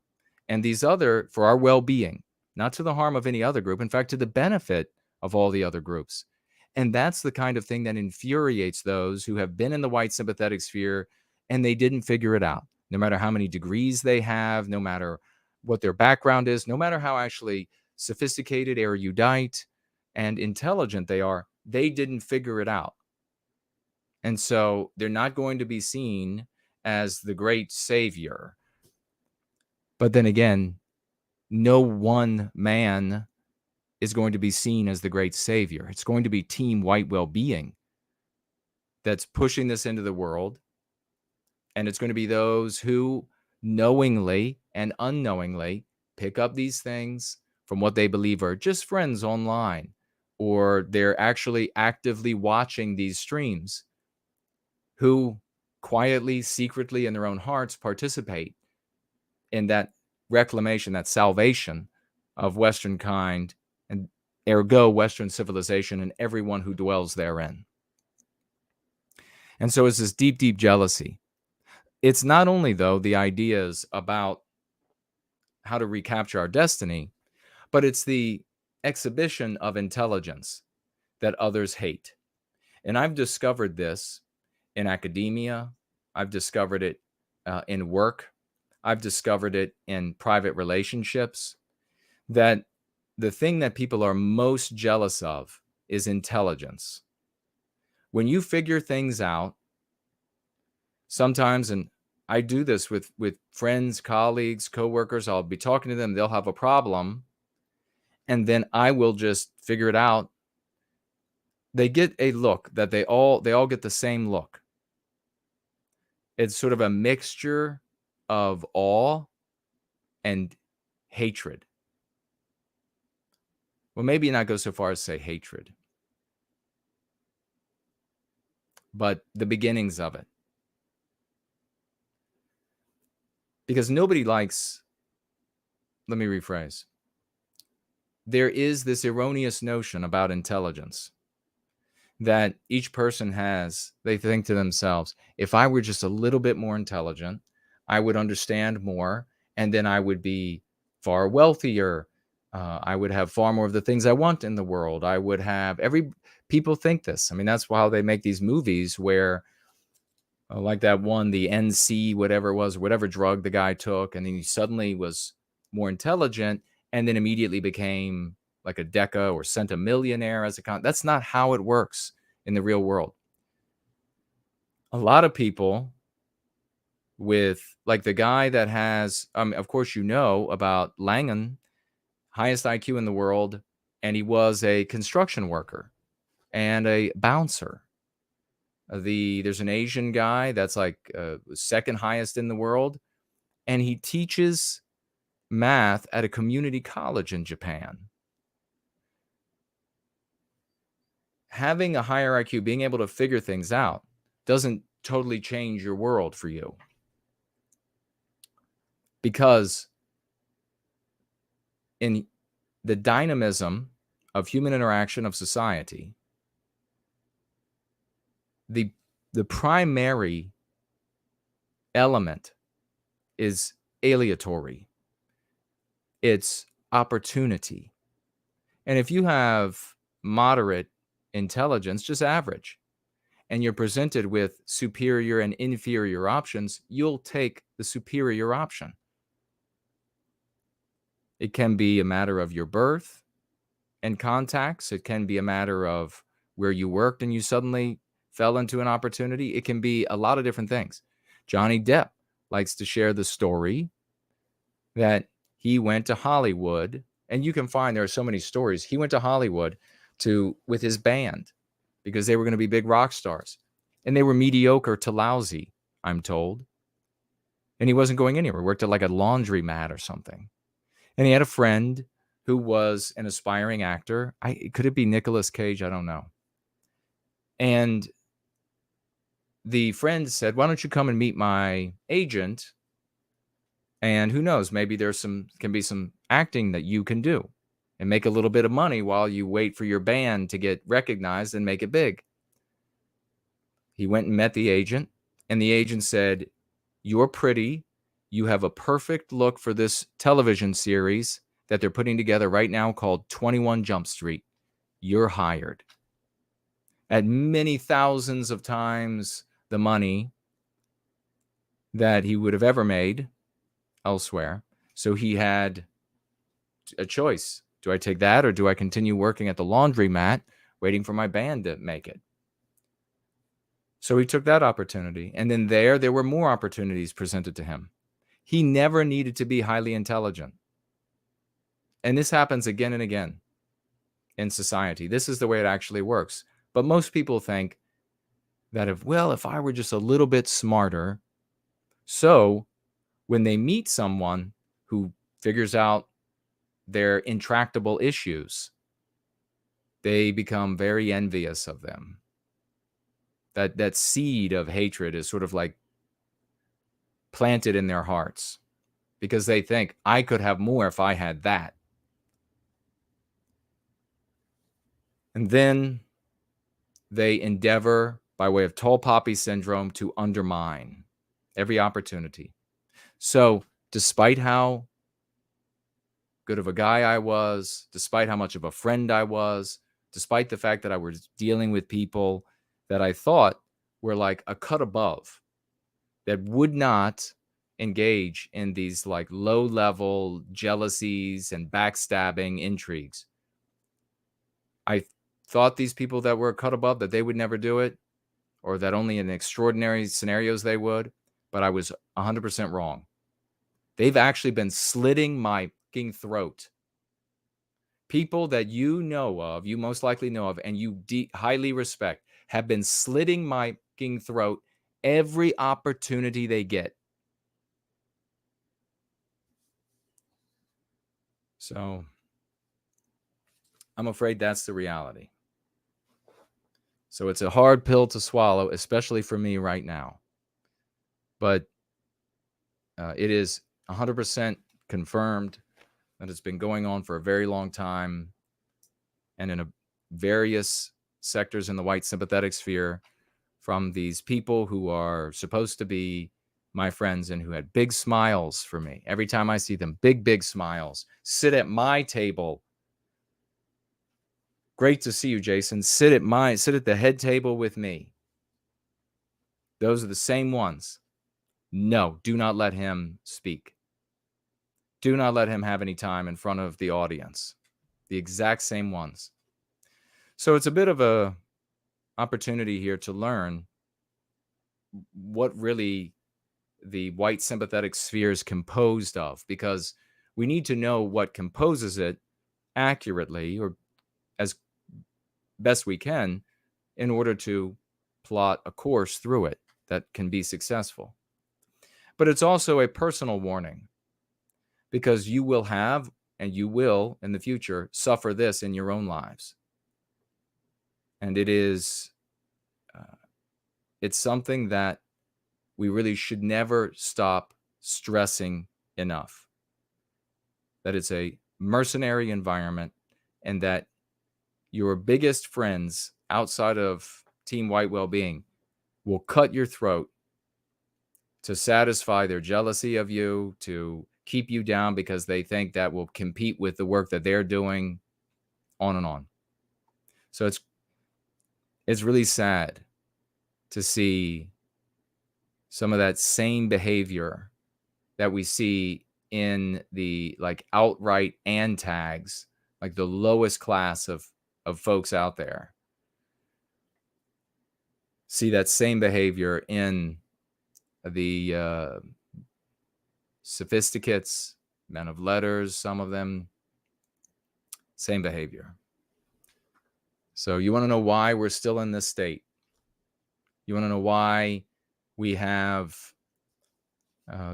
transformation now of human beings is the norm? You want to know why, and you want to know why pedosexual, I'll tell you right now, I'll make another prediction. That's going to be within 5 years.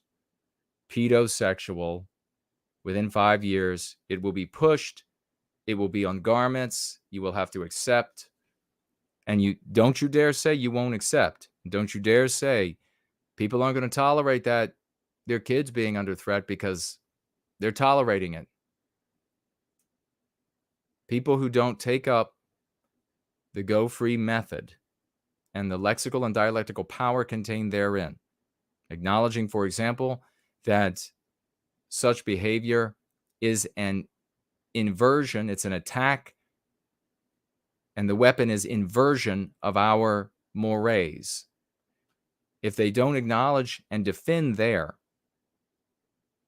they'll fail, as they have continued to fail, and things will continue to get worse. If they are hitting us in the race, defending our abstractions will not protect us.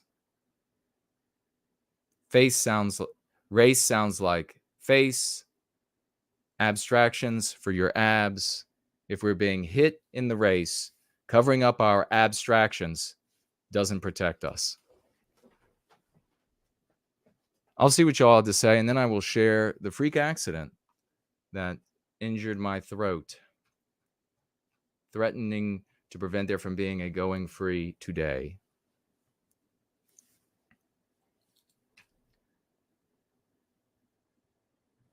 Weston says, curious if, okay, I've got that one.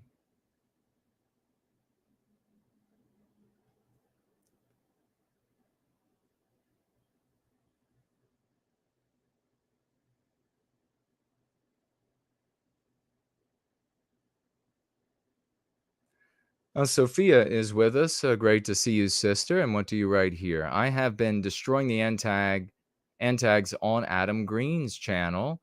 Lots agree with my comments. Wonderful. That is fantastic. Well done to you. Yeah, we're gonna have to fight our way through their subversion of white well-being with hatred of Jewish people.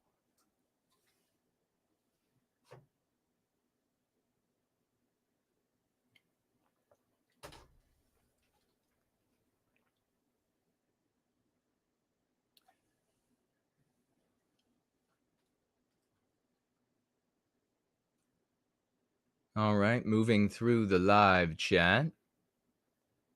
Great to see everybody here. And I sent, if anybody knows where, if anybody's in contact with Porridge, let's see. Let me just.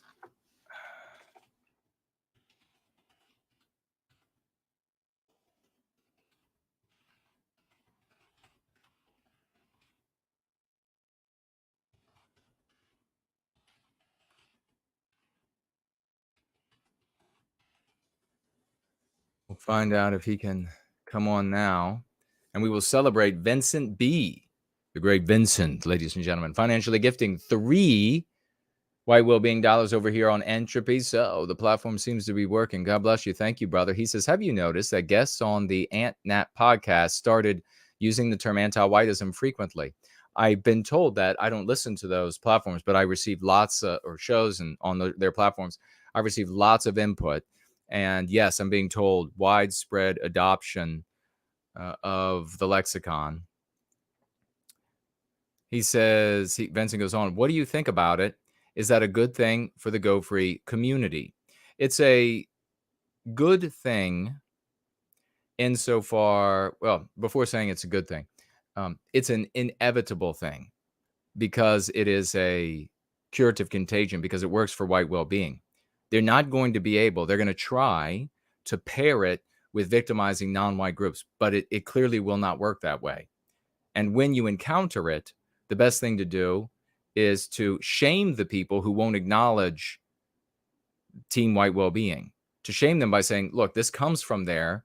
And you all, why aren't you using your Hitlerian language? Why aren't you calling yourselves the names that some Jewish people call for people who are not Jews? Why are you using these things that come from, and they hate me most of all. So probably even more than team white well-being. So if you say, look, that comes from Jason, we all know it. So you're just making a fool out of yourself, hating on him, and then you should just go back and start using the Hitlerian stuff. And that will, of course, discourage their usage there. It's inevitable that they're going to take it up. What we have to do is we have to get more popular. We have to reach more people.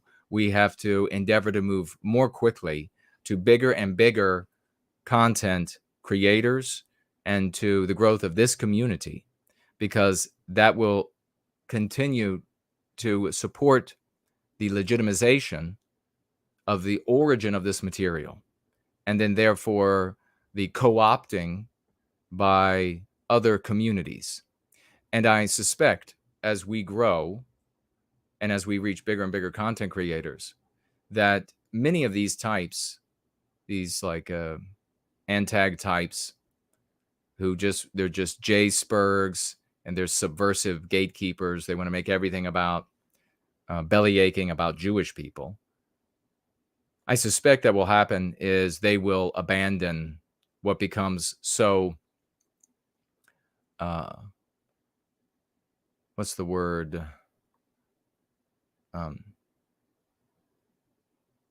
So clearly, saliently conflated with us and the work that we're doing.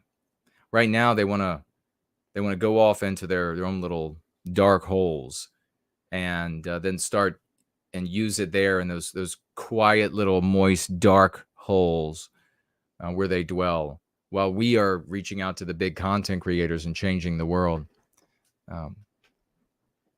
So the question for us is, how do we make it work for us? How do we enable it? I mean, one of the ways we can make it work for us is if a community is, say, Ant Nats, the J Spurg variety, and they're trying to recruit new people to their ranks. And if they're using our lexicon and dialectics, when new people show up, it will be easier to say to those new people, hey, these are not the folks that came up with this. These are the folks who are thieving this. You want to go over to Team White Wellbeing. You want to go over to the White Wellbeing community. And so that can be a way that we can make it work for us. What ultimately is just an inevitability.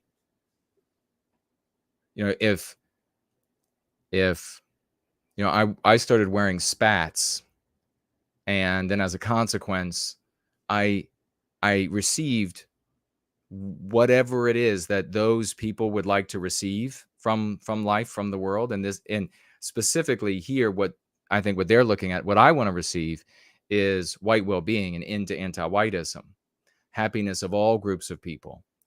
What they want is money, intellectual aggrandizement, and that in the form of either the statements of, you know, worshipful statements, celebratory statements of their intellect, of their originality, but indirectly also with size of their audience, people talking amongst themselves about how smart this content creator is and that sort of thing.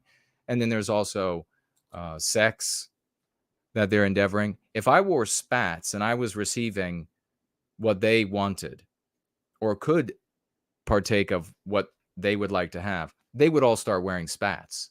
We just have to find a way to make it work for us. You know, so if they started wearing spats and people walked up and they were like, look at my spats, and audience were walking up to them and they were saying, wow, that's impressive. It'd be very easy to step in and say, the trendsetter is over there. The source, the origin is over there.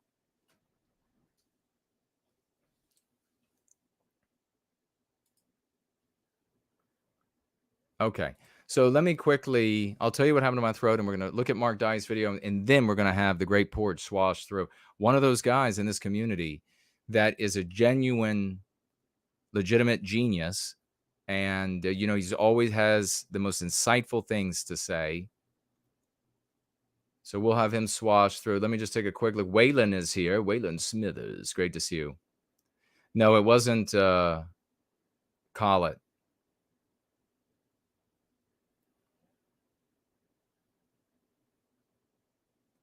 Marlene Stewart says, no white guilt. You pierced the veil that was covering the eyes of our people. Thank you very much for that.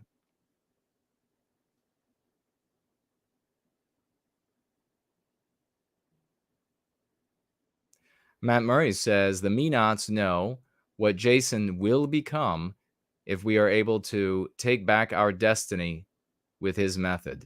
Yeah, they do. And they're very jealous of that too, aren't they? Very well said. Thank you for that. Cool. Papa J Magic. Wonderful to see you, brother. He says, no notification today, but glad to see you're doing okay. God protect this man. Thank you, brother. I deeply appreciate that. Scott says, I'm sure none of your listeners here feel that way about you, Jason. Yeah, none of the good folks in Team White Wellbeing. Absolutely not. We have to come together more and more tightly, and whatever level that we were volunteering, we gotta do more, and we'll remain in the lead. And the good things will come to those. Divine being or power is invested, and even if you are atheistic and you think that there is no such thing like that, the power is invested in that which accrues to itself power.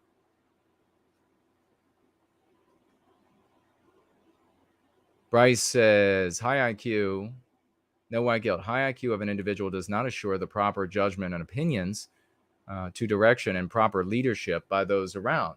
Fair points, to be sure. Yes, exactly. Thank you. Oh, who did I just see?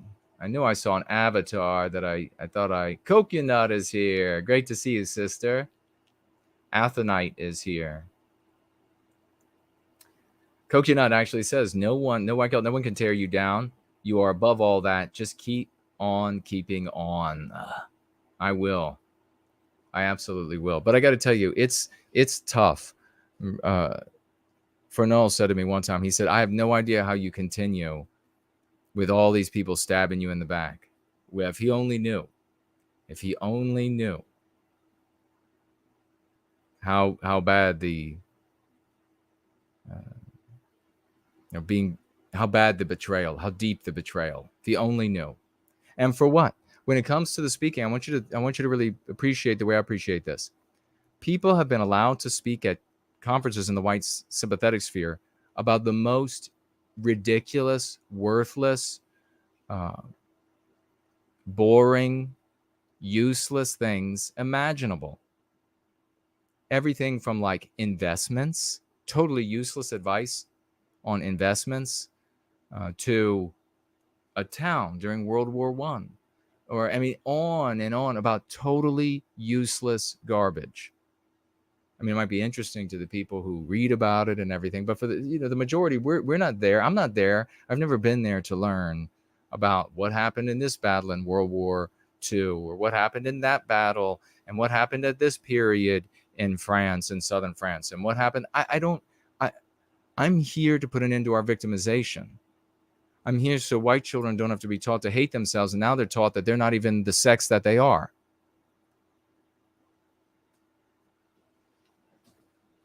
So they allow all of that. And these individuals who are like, oh, yeah, that's fine, let them speak, say absolutely no to no white. The most articulate, I can get up and speak, no notes, no nothing, no problem. The room will laugh, the room will cry, the room will cheer, the whatever. Have a great time. Not him. Not that guy. But yeah, you want that guy that will talk about who knows, the gliders that were used in World War II in the whatever island area. Let's hear from him. Let's hear for the 10 millionth time about the growth of the Rothschilds. I haven't heard that enough yet. I haven't heard enough about them. 10 million times is hardly hyperbole. Let me just hear again, so I can learn all about that again. I can hear more about it again, and we can all sit around and go, "My God, can you believe them?" Yes. I wanted to move on. Not that guy, not Jason. So if you really understand the depth of the backstabbing and throat slitting, the betrayal of Jason Kuna, no white guilt, in my innocence in 7th grade, starting to say, what the hell, from those white kids there who were going to the bigger, stronger, angrier, individual, non-white, anti-white kids and saying, oh, that guy over there, he's a Nazi, you should go whoop his ass. All the way from those sorts of betrayals, totally not true, totally just whatever, to because they were anti-whites and they wanted to see me get stomped into the ground, going to the teachers and telling the teachers lies about me. From that point, the moment I began speaking out for us, all the way through, men of letters, sophisticates, good guys, blue-collar guys, good blue-collar guys that would just like totally friend, throw their arms around me and everything, slitting my throat. That's a betrayal.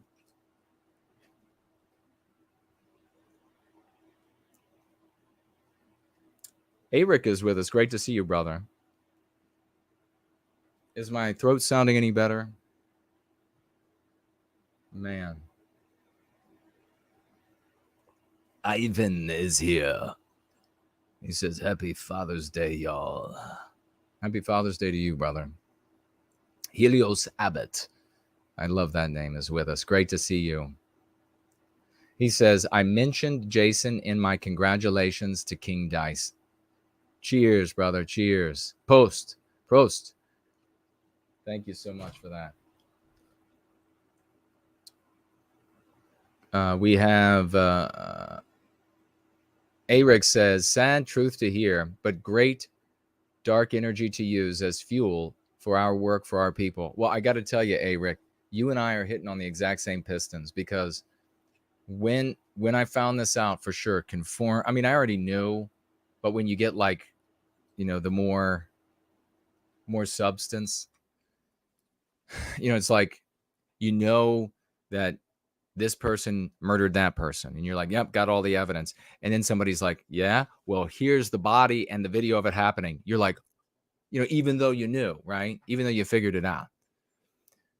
So it's just like hard. So yeah, immediately I was just like, all right, you've been undermining me, betraying me this entire time. I thought you were my good friends. You've been doing this the entire time. Just watch me now. And maybe that's some of the reason why I was like, even though I was like this, and the guy's like, the ER doctor's like, don't talk, just go rest. I'm like, okay, bye. He was a good guy, smart guy. We got the best doctors. Everybody says so. Scott says, if that's true, then we won't last long as a society. Just look at history, what happens to any civilization that accepted that morality, that immorality. They were destroyed. Yeah. They were absolutely destroyed. That's why, that's one of the big reasons also, looking out at the white population of the world. And it's also how you know that these content creators, organization leaders, no matter how smart and no matter how honorable they appear to be, when they're not talking about how bad, how wrong the white race is now, you know that they're just charlatans. Because especially when they have this juvenile, asinine idea of, well, you just remove this whole piece of humanity and then everything will be fine. Because you know everything's not going to be fine. The white race, here's the reality. You could remove, I can not even say it like that.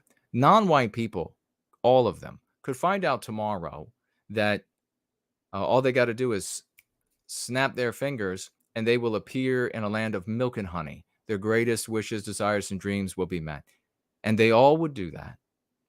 Let's go. Who wouldn't want to reappear in a land of milk and honey, and all your friends and family are going? Who wouldn't want to go? So they all go. Would the white race be okay? Would we be good? These people always, these low-brow, unibrowed, mental retarduses are always like, it would be epic. We would suddenly be building a spaceship for Alpha Centauri, and we would be gone. No, the white race is selfish individuals. That's what it's composed of. It would be bloodshed everywhere. And you know what they would use? Anti-whiteism. They would use and abuse the ideology of anti-whiteism to rear their own personal armies against each other. That's how we got into this state. That's how we ended up where we are today. So we have to control for that. The remedy has to deal with that. That's why it's built into the Go Free method. All right.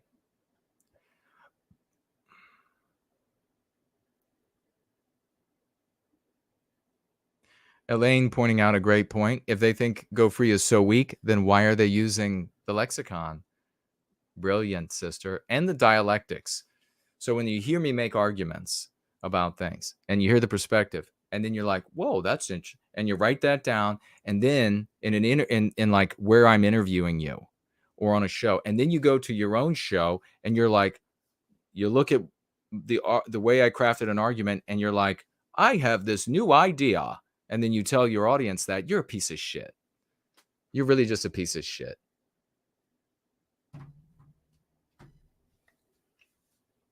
Rory Herbert is here. Great to see you, brother.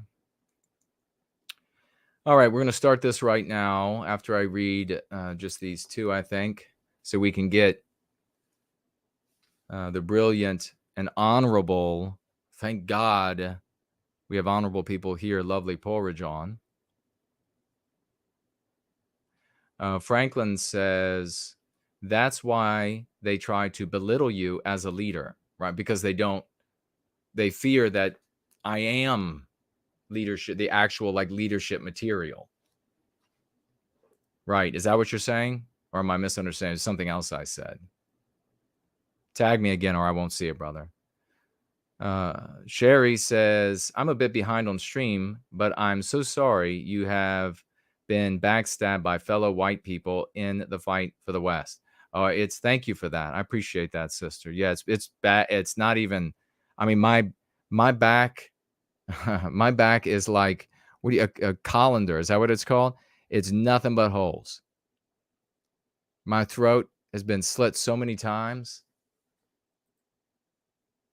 And I'm like the most like honest, openly dedicated to putting an end to the victimization of our people, empowering white people so that they can access the spirit of the West inside every one of us, and preventing white children from the worst abuse the world has ever known. It's written all over me from the very beginning when I made that my life's mission. And that's the guy you stab in the back? That's the guy whose throat you cut? Really?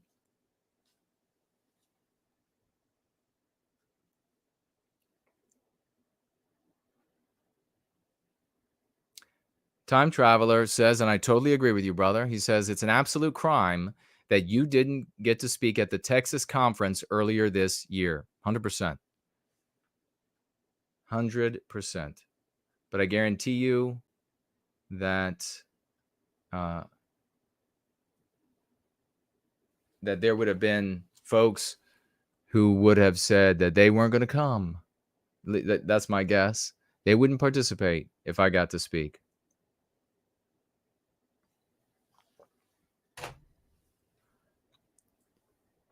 A lot of those guys, he goes on, were trying to talk to me about history.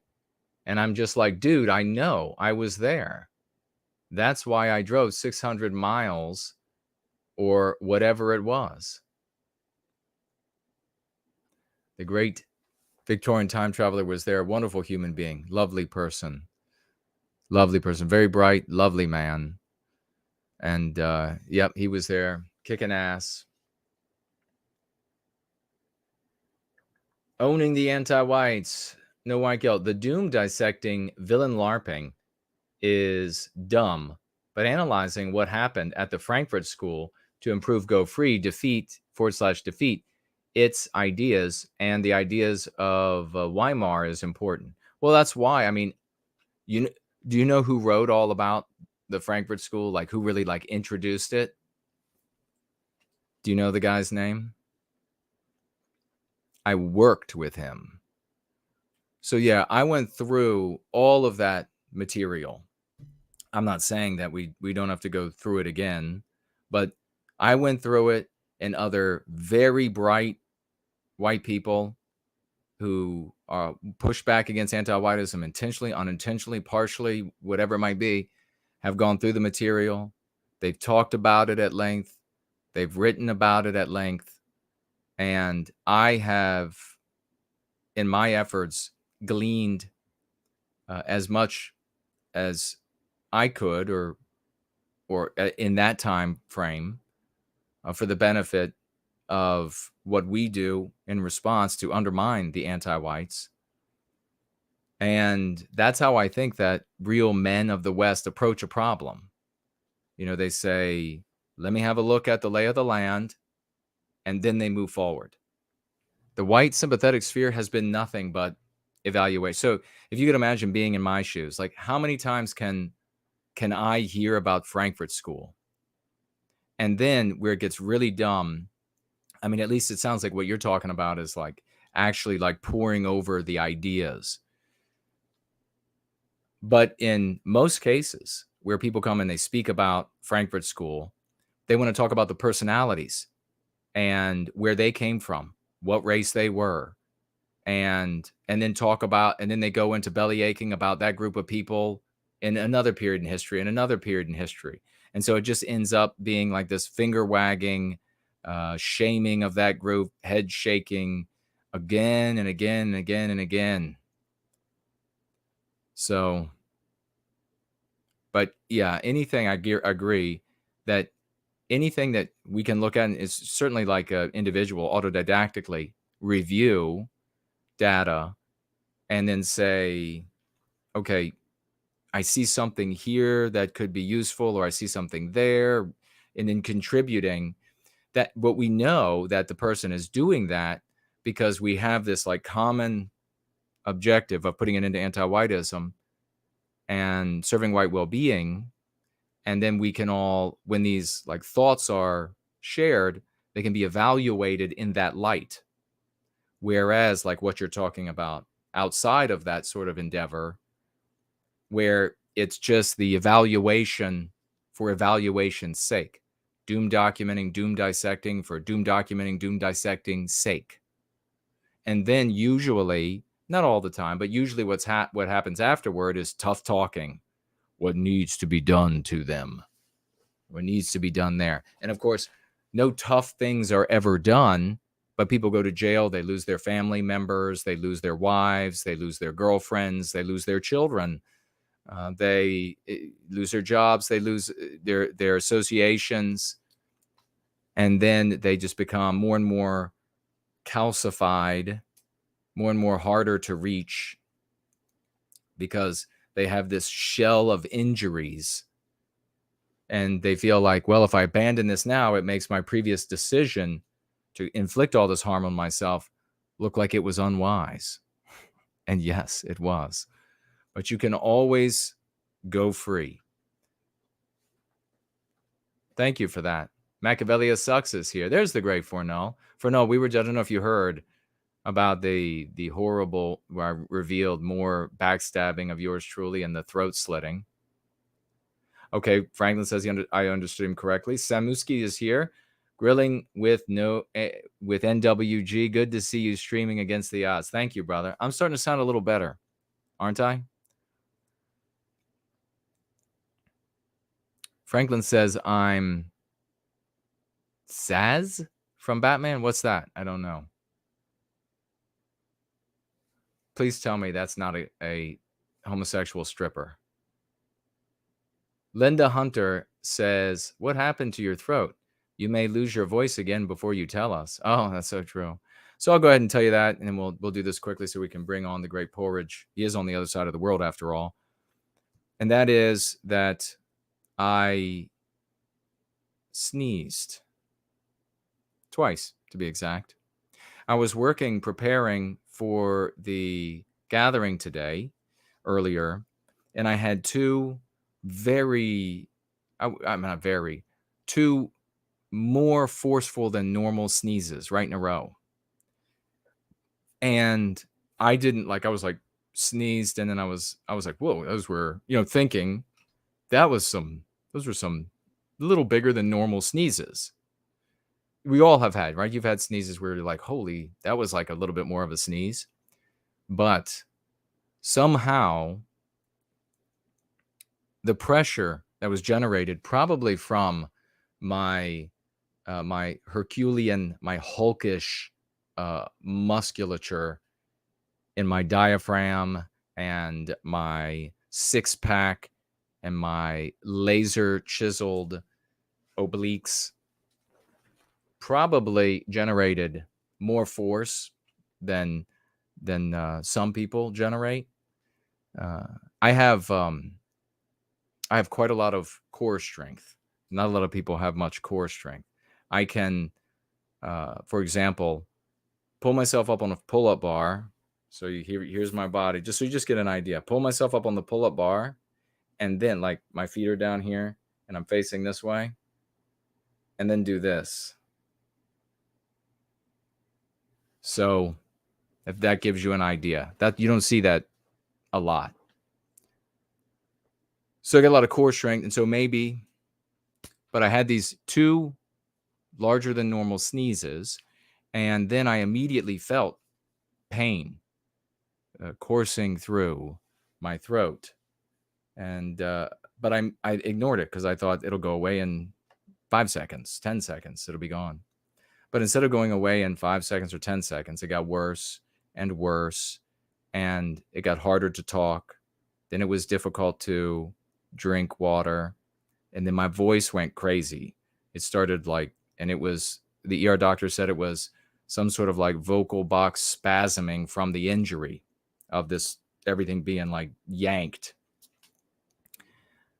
I didn't suppress the sneeze, but I probably could have made it easier to exit, and I think in the future I will. But especially after this, then eventually the voice was gone, wouldn't work, and I couldn't swallow anymore. It was like malfunctioning.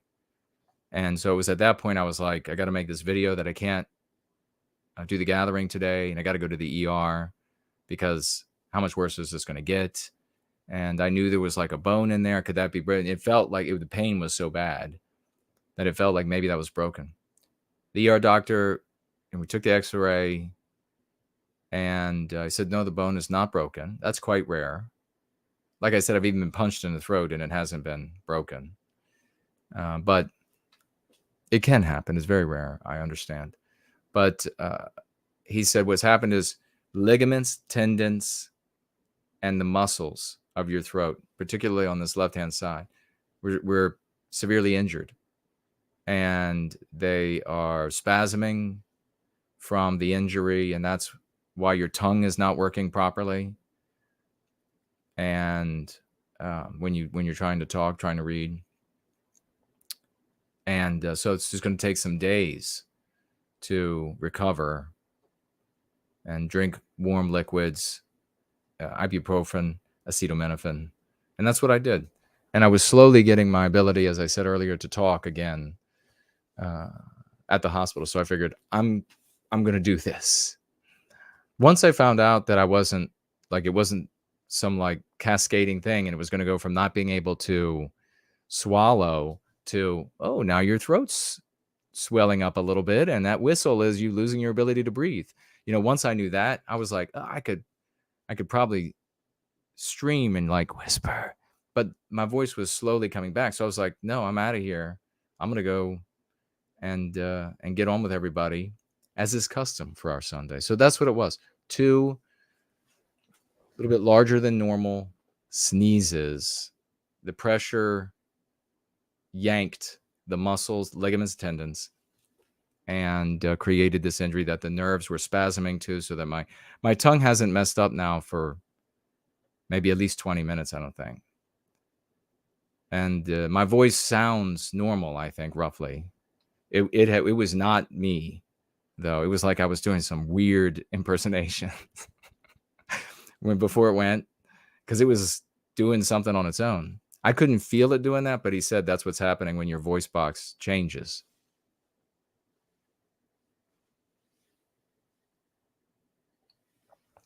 Oh my, it still hurts like a bitch when I swallow the water. Wing of Production says the Texas conference I couldn't get invited for, or invited to. Hang out with us. Now you're showing up more often. And we will next conference, and you're participating more. Are you in any of the groups, by the way?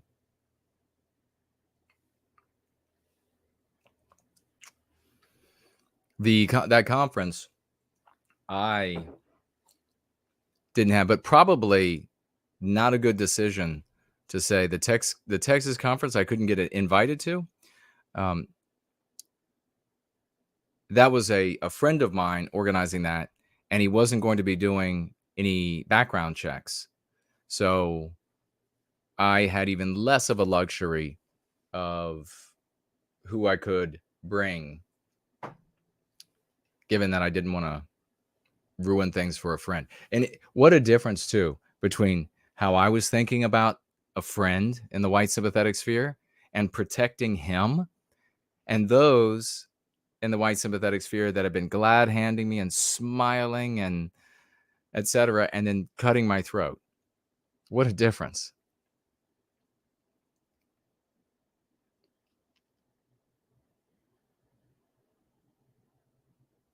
Time Traveler says, if whoever threatened not to come if I was going to be given a little bit of time of speaking, it was better if they're not there. Yeah. Janice asks that her stream was accidentally cut off. Was Jason a gymnast? No, I was not a gymnast, but I just have such core strength because probably, well, genetically, I think there's obviously an element of that. But then when I was a very, very young elementary school, I would go, my father would take me out, we would practice. It could be baseball, football, or basketball, depending on the season. And the elementary school had these metal pull-up bars, these dull gray. And I remember in the winter, they were so cold to touch. Dull gray pull-up bars. They don't have them. I don't think they have pull-up bars. Do they do pull-up bars at playgrounds anymore? Is that a thing of the past? Because white children shouldn't be in shape, or any children shouldn't be in shape. My father would take me at the end of practice, whatever it was, and he would say, all right, you got to do a pull-up before we go home, before I could do any pull-ups. And I can still remember. And there was also the bars where I had to do the bars from one side to the other. He would say, okay, you got to do at least halfway. So before I could do any. So, and then when I would get to a point where I could do some, he would say, okay, you got to do more than that to be able to go home. And I remember I didn't even have a way. The first time, he was like, you got to get up there and you got to do one pull-up. And I had never done a pull-up. And the bar was like way up there. And I was like, I can't even get up there, Dad. And he's like, find a way. Find a way. Find a way to get up there, son. So I tried shimmying up the post. I think the first time how I ended up getting to the bar, and then all I did, I think that first time, I can't remember very clearly. Some like moments I remember quite clearly, but I think I jumped and put my foot on the vertical piece of one side and kind of helped me to get to the bar. And I don't think, in fact, I'm quite certain I didn't do a pull-up the first time. I got up there and I think I moved like this much of a pull-up, and then lost my grip and hit the ground. And he was like, all right, we can go home. But then, as I said, it would be like, well, you did that much last time. You got to do more this time. Like when I doing the crawl across the bars, he would, once I was able to go across, it was, okay, go across and come back, or go across and come halfway back. And then it was skip every other bar, and then skip every 2 bars. So it was from that like basis that I developed the, I guess, core strength that I just kept over time feeding.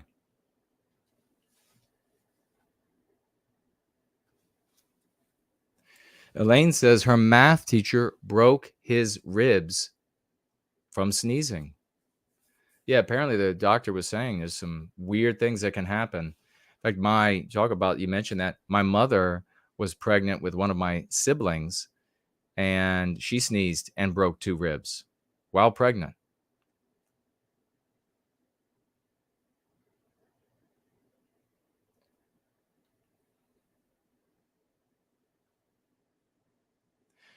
Rory says, did you ever do the rings whilst performing gymnastics at school? Yes. And I can do, and when does he say, hold your arms out horizontally, supporting your body weight is quite a challenge. Yes. The iron cross. I can, I could descend into the iron cross pretty good, and then hold it there for maybe a full second, like a 1/1000. And I did go up to an iron cross as well, but that was uncommon for me. I was heavier than the gymnasts, and they had these little tiny legs, and they were spectacular. Upper body strength combined with the little tiny lower body, very impressive. But my father always said, he was like, the rings, if you can't do the rings, son, You're not doing anything. And so then I was just like, oh, great. Guess I'm going to have to go to the gymnast room after school before football or before baseball.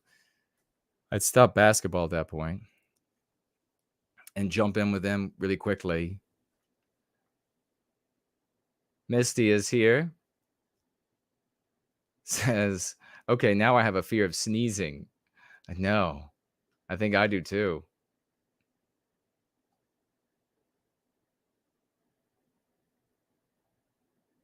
Is that brachiation? Victorian Time Traveler says scientific name for swinging arm over arm. I was in elementary school. While still in elementary school, we had, I don't know if they do that anymore either, these ropes that would go all the way to the top of the gymnasiums. You're talking about 2 stories. And they're like, okay, kids, climb up as far as you can. And I could go all the way up to the rafters that go across, the metal rafters. And I would touch it. And the gym teachers would shout, don't touch it. Keep both your hands on the rope. But my father said, you're not doing anything if you use your feet, son. And so then I had to just use my hands. And it wasn't until maybe it was, I don't think in elementary school, maybe it was junior high school, I could finally go up without using my legs. And that, needless to say, was much more impressive. The Great Fournol, thank you, my dear brother, sharing my website that he created. And it's so spectacular. When you head on over to nowhiteguilt.org, check out that. Fournol, could you actually give them the tab for the game and your site, everything that you made there? Please. Let's go ahead and watch. Linda says, was the sneeze while you were doing the bar thing? No, it wasn't. I guess it was just like, my ribs and muscles.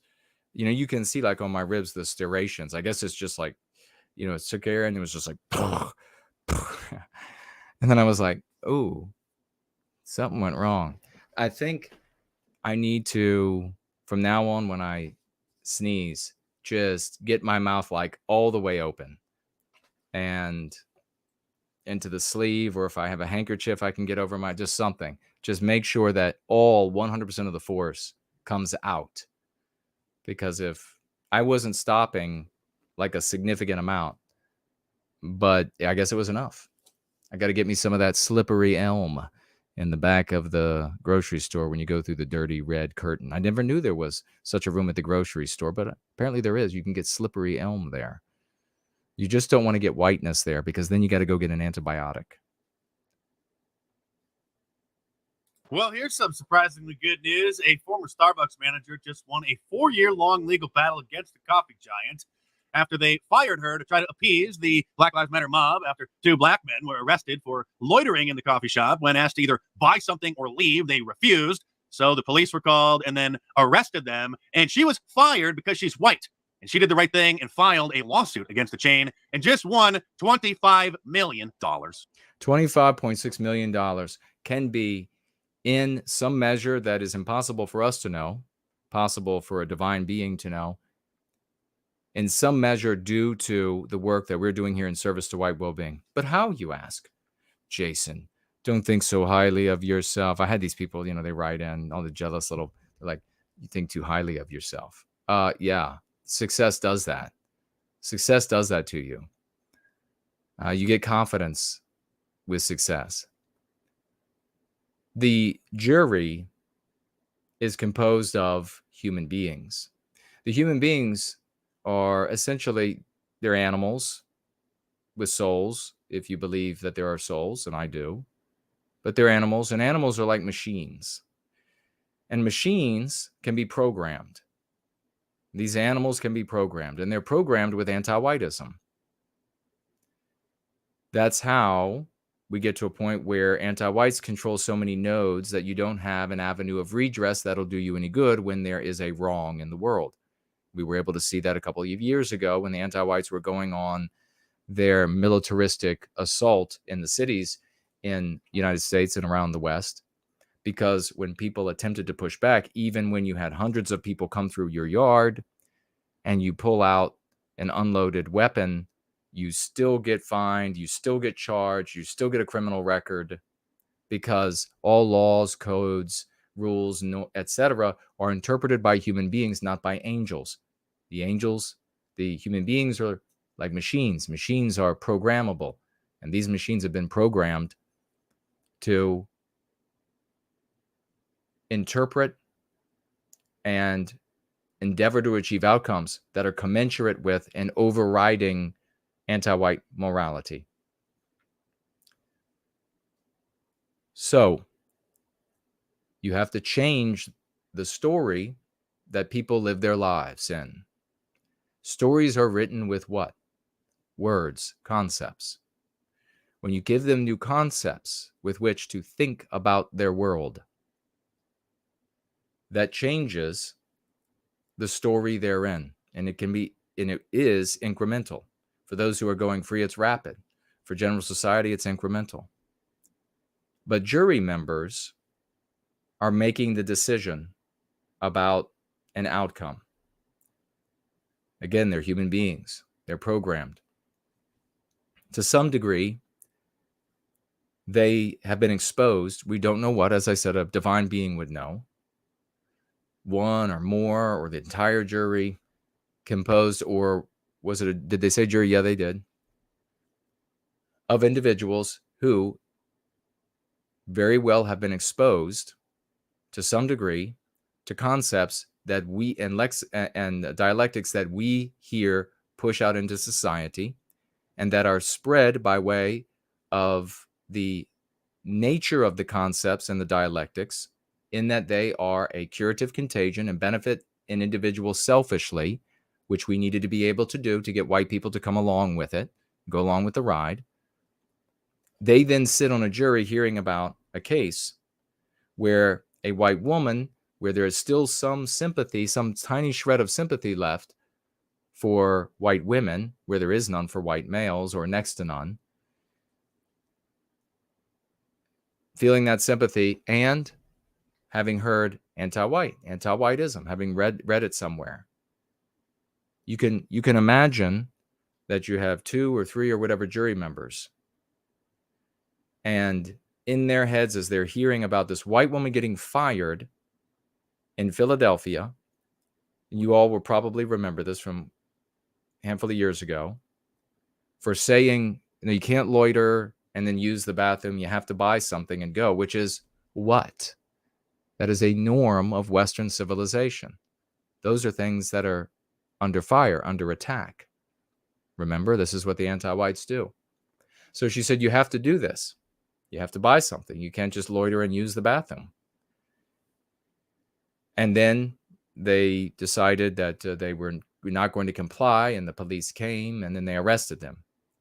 And then Starbucks fired this woman because she's white, and she went against anti-whiteism. She was not anti-white enough.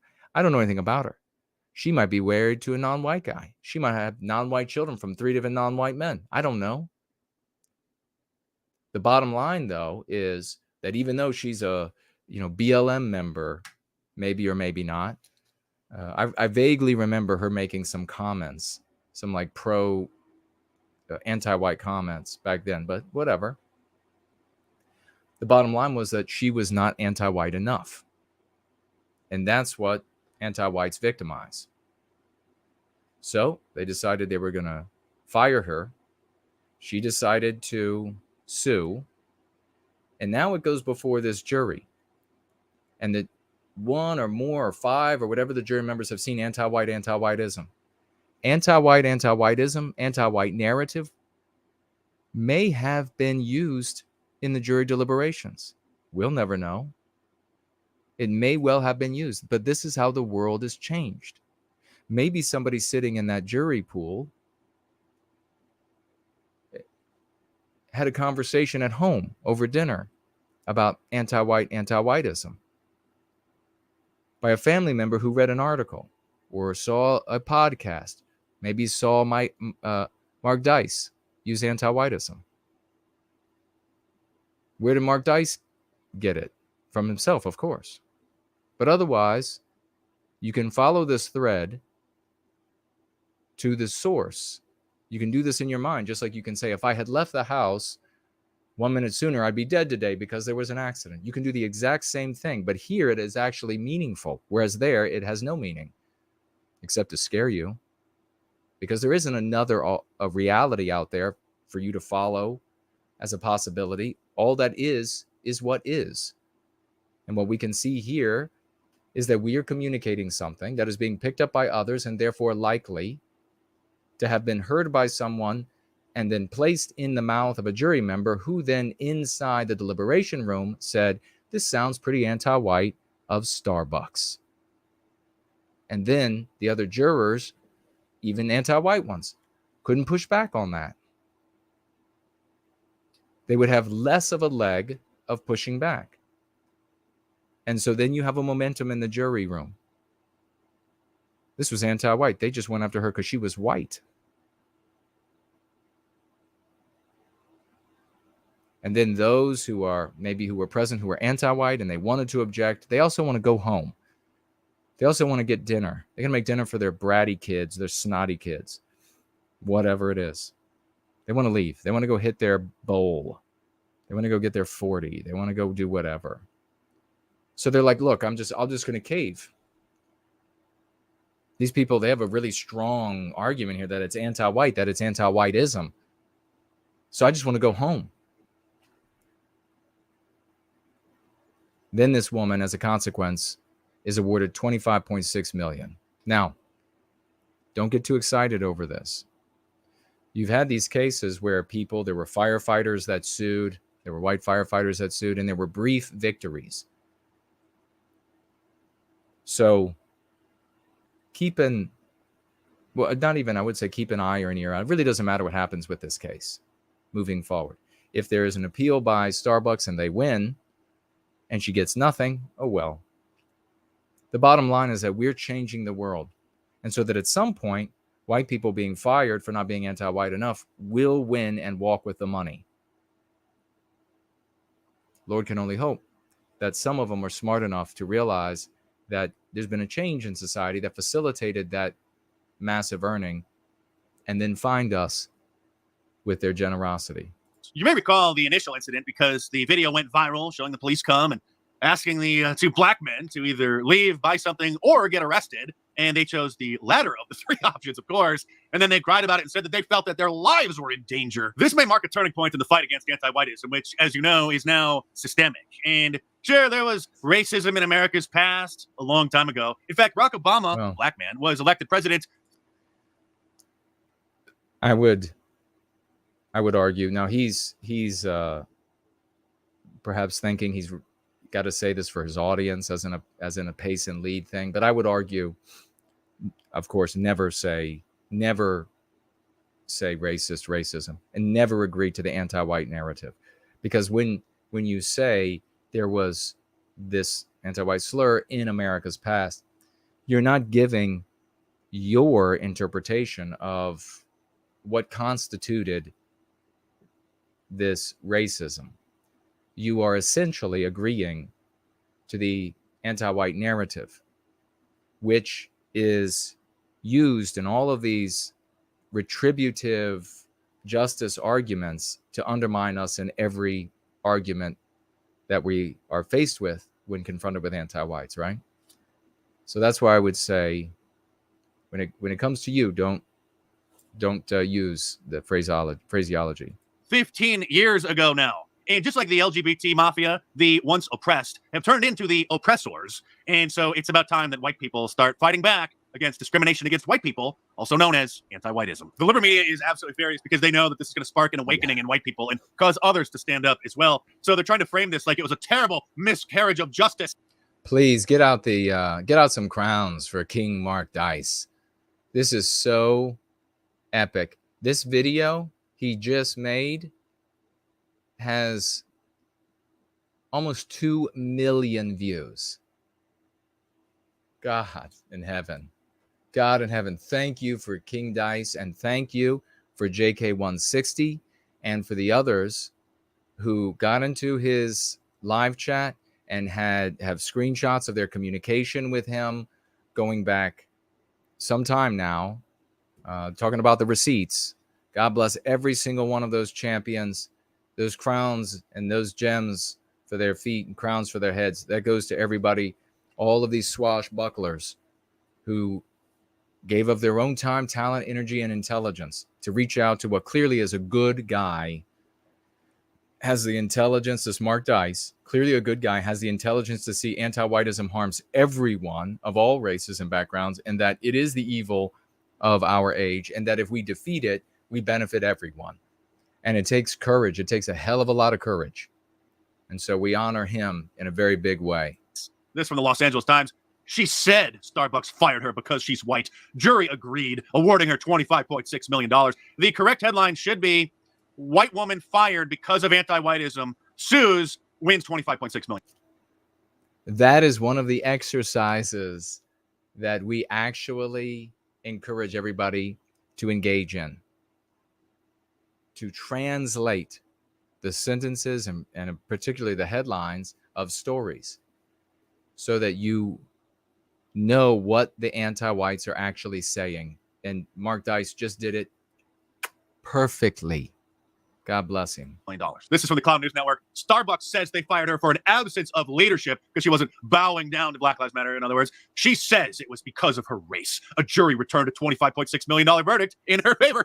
Yeah, well, why don't you cry about it? Comedian Tyler Fisher is suing a talent agency for discriminating against him for being white. His would-be agent told him that he's not going to represent him because he's white. And that's not just his opinion. He's got it on tape. And Nice. so he says that he's not settling because, of course, that would mean that he'd have to sign a non-disparagement clause and an NDA. They just want to make it go away. And so he sued them last year. And like the Starbucks case, this will probably be caught up in court for several years. So this is something to keep an eye on. And that See, this is how you want to know, like, how anti-whites effectively work together to harm Western kind and to bring it to where we are today. The absolute, I mean, it just gets worse and worse by the second, is that you had people like me and like us who were not big entertainers like Mark Dice's and who were not whatever massive audiences. You had people like us that were just like focused on the science of it.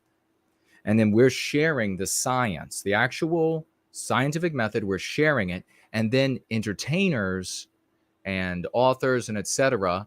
took the science and applied it to their audiences. So there'd be a little bit of difference there, but that modification for their audience in their experienced endeavors, they know will enable them to speak to those people. And then they do. 2 million people in one video right here. 2 million people. You know how long it would take me to talk to 2 million people with these concepts I've been pushing since 94? So this is how the anti-whites, you want to know. You're like, how the anti-whites do it? Like this. This is exactly how they did it. And there's no use in pointing out a non-white race or that non-white race or that one and say, well, they work together better than, they're not selfish individualists like us. No shit. No shit, dumbass. Stop belly aching about them. Start getting as much of a group endeavor, of a team endeavor as you witness in them. Stop bitching about it. We're all tired of it. It's really reached the point of like drunkenness, stupidity. So this is how it happened. reminds me, I need to look into to see whatever happened with this case, because back in 2018, YouTube was sued for discriminating against white and Asian males by a recruiter. Oh, sorry. Franklin is right. I'm looking at the, I was blearily looking at the sub count. So let's help this to go further. Let's help this video to reach even further. But the amount of time that it would take me to reach 200,000 plus people, just how is that going to happen? It's not going to happen, right? Who was specifically told to basically throw away their resumes and not hire them. Or I should say directly. Do you think for a moment that when you see meme pathogens when you see these meme pathogens in the world, do you think for a moment the devious anti-whites who created them are directly communicating them to the population? No, of course not. They're being communicated to the population by polished news anchors and by actors and musicians and all these people who have big audiences. That's who's delivering the MPs. So it is indirectly coming from these devious anti-whites.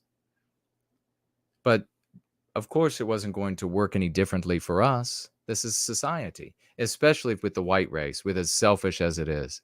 For Null, if you didn't hear, you got to go back and you got to listen earlier where I was talking about these people not even giving an argument for why they object to me speaking at any conference that these individuals have any sort of authoritative influence over, even if it's just their advice. Not even giving an argument that holds any water.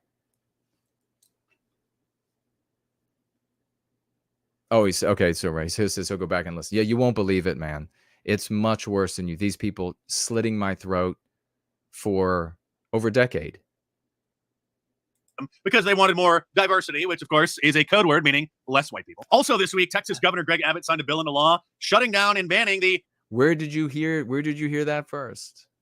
Diversity, equity, and inclusion offices at public universities in the state, because obviously they are anti-white, well, I guess, and anti-Asian and heterophobic. And again, that's probably for his audience and the entertainment factor, and maybe even for self-defense, maybe in the thinking for the channel and his career.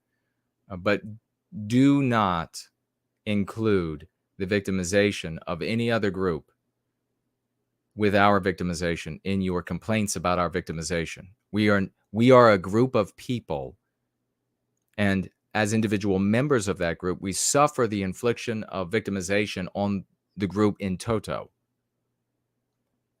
White people will often say, I'm not saying that Mark is doing this, but white people will often say, oh, they're harming Asians because they feel like it's valid, it's legitimate to complain about it now because non-whites are being harmed.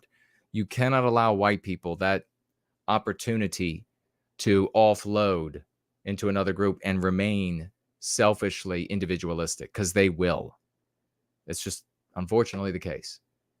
It's a terrible weakness in the West for white people. So, and then of course we see the reality when Asians have at universities and the like, when they have implemented some policies to give more attention to other groups, other non-white groups other than Asians. Asians have been it's been very easy for them to push right back and have them repeal and remove, whereas it doesn't work for white people. And if we want Asian people to stand with us so that it ends for us, we've got to keep the conversation about our victimization. If we say, well, it's us and the Asians, as soon as they get what they want, they're gone. Soon as they get, their children will be able to go to school that they deserve to be in for their hard work and for their innate talents, they're gone. You've got to make the conversation about white well-being and ending anti-whiteism. And most major Fortune 500 companies, as most people have come to find out recently, literally have a diversity, equity, and inclusion office. It's a department. It's somebody's job. They're the head of diversity, equity, and inclusion. They're the head of anti-whiteism in the Fortune 500 companies. I love Dice is fantastic. I mean, he's almost better at 1.5 speed. It's just great. He's funny as hell. So this backlash is only going to continue to grow, and there needs to be hundreds of lawsuits filed against companies like Dropbox. The hiring manager tweeted that she prefers non-white applicants and says that she could use less white people in her life. People need to start filing complaints against the Board of Labor. And that has been around. It didn't just start. And make sure you never talk about this as it's something that has just gotten like this. This was this way when I was a young man. They already had these departments in what's the word? If not in name, they were already.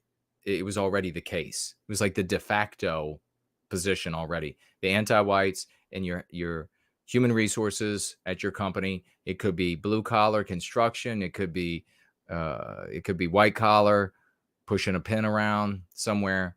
They already had this in place, and they specifically discriminated against me numerous times for being a white male. And then where I did get jobs and succeed and set records and everything, and that should be rewarded, right? You should, in the company, should be like, wow, all the way to the top, so that everybody can see when you kick ass, when you work hard, when you try hard for the company. That's what you get. Nothing. You were treated the exact same way and the exact same perquisites as somebody who didn't want to do anything, particularly anti-white, non-white people who didn't want to do anything at the job. The non-white people who did want to do something at the job and were good at the job, boy, they were gone. They were up the ladder and gone in a heartbeat. They wanted them. But even the non-white people who were anti-white, and they didn't want to do anything at all for work. They just want to get paid because they just feel they're just entitled and deserve it. You treated the same way as them. And with the Justice Department, because people like this are violating white people's civil rights. You probably heard that the chief of diversity, equity, and inclusion at Uber, who is an Asian woman, because no white person is going to be allowed to have that job, no matter how bad they hate their fellow white people. The Uber... He's doing such a great job. Oh, my God. I am so happy about Mark Dice, and it'd be great to be able to meet him one of these days. I don't know if he'll ever feel safe enough about it. I want him to just continue kicking ass, but this is splendid, isn't it? Uber diversity chief was suspended. It'll be interesting to see. She'll probably get fired after she held a panel to try to convince the black employees to stop being so anti-white and telling them that they need to stop calling their white employees Karens. Okay, so it's beautiful. This is why, white women who they used to be able to be part of the anti-white attack on the West, and so they were benefited, they were rewarded for it, and the vast majority of white women participated in those benefits, which is why I have to do a roll-in about this. Why we have to oppose any anti-white safe space for white women.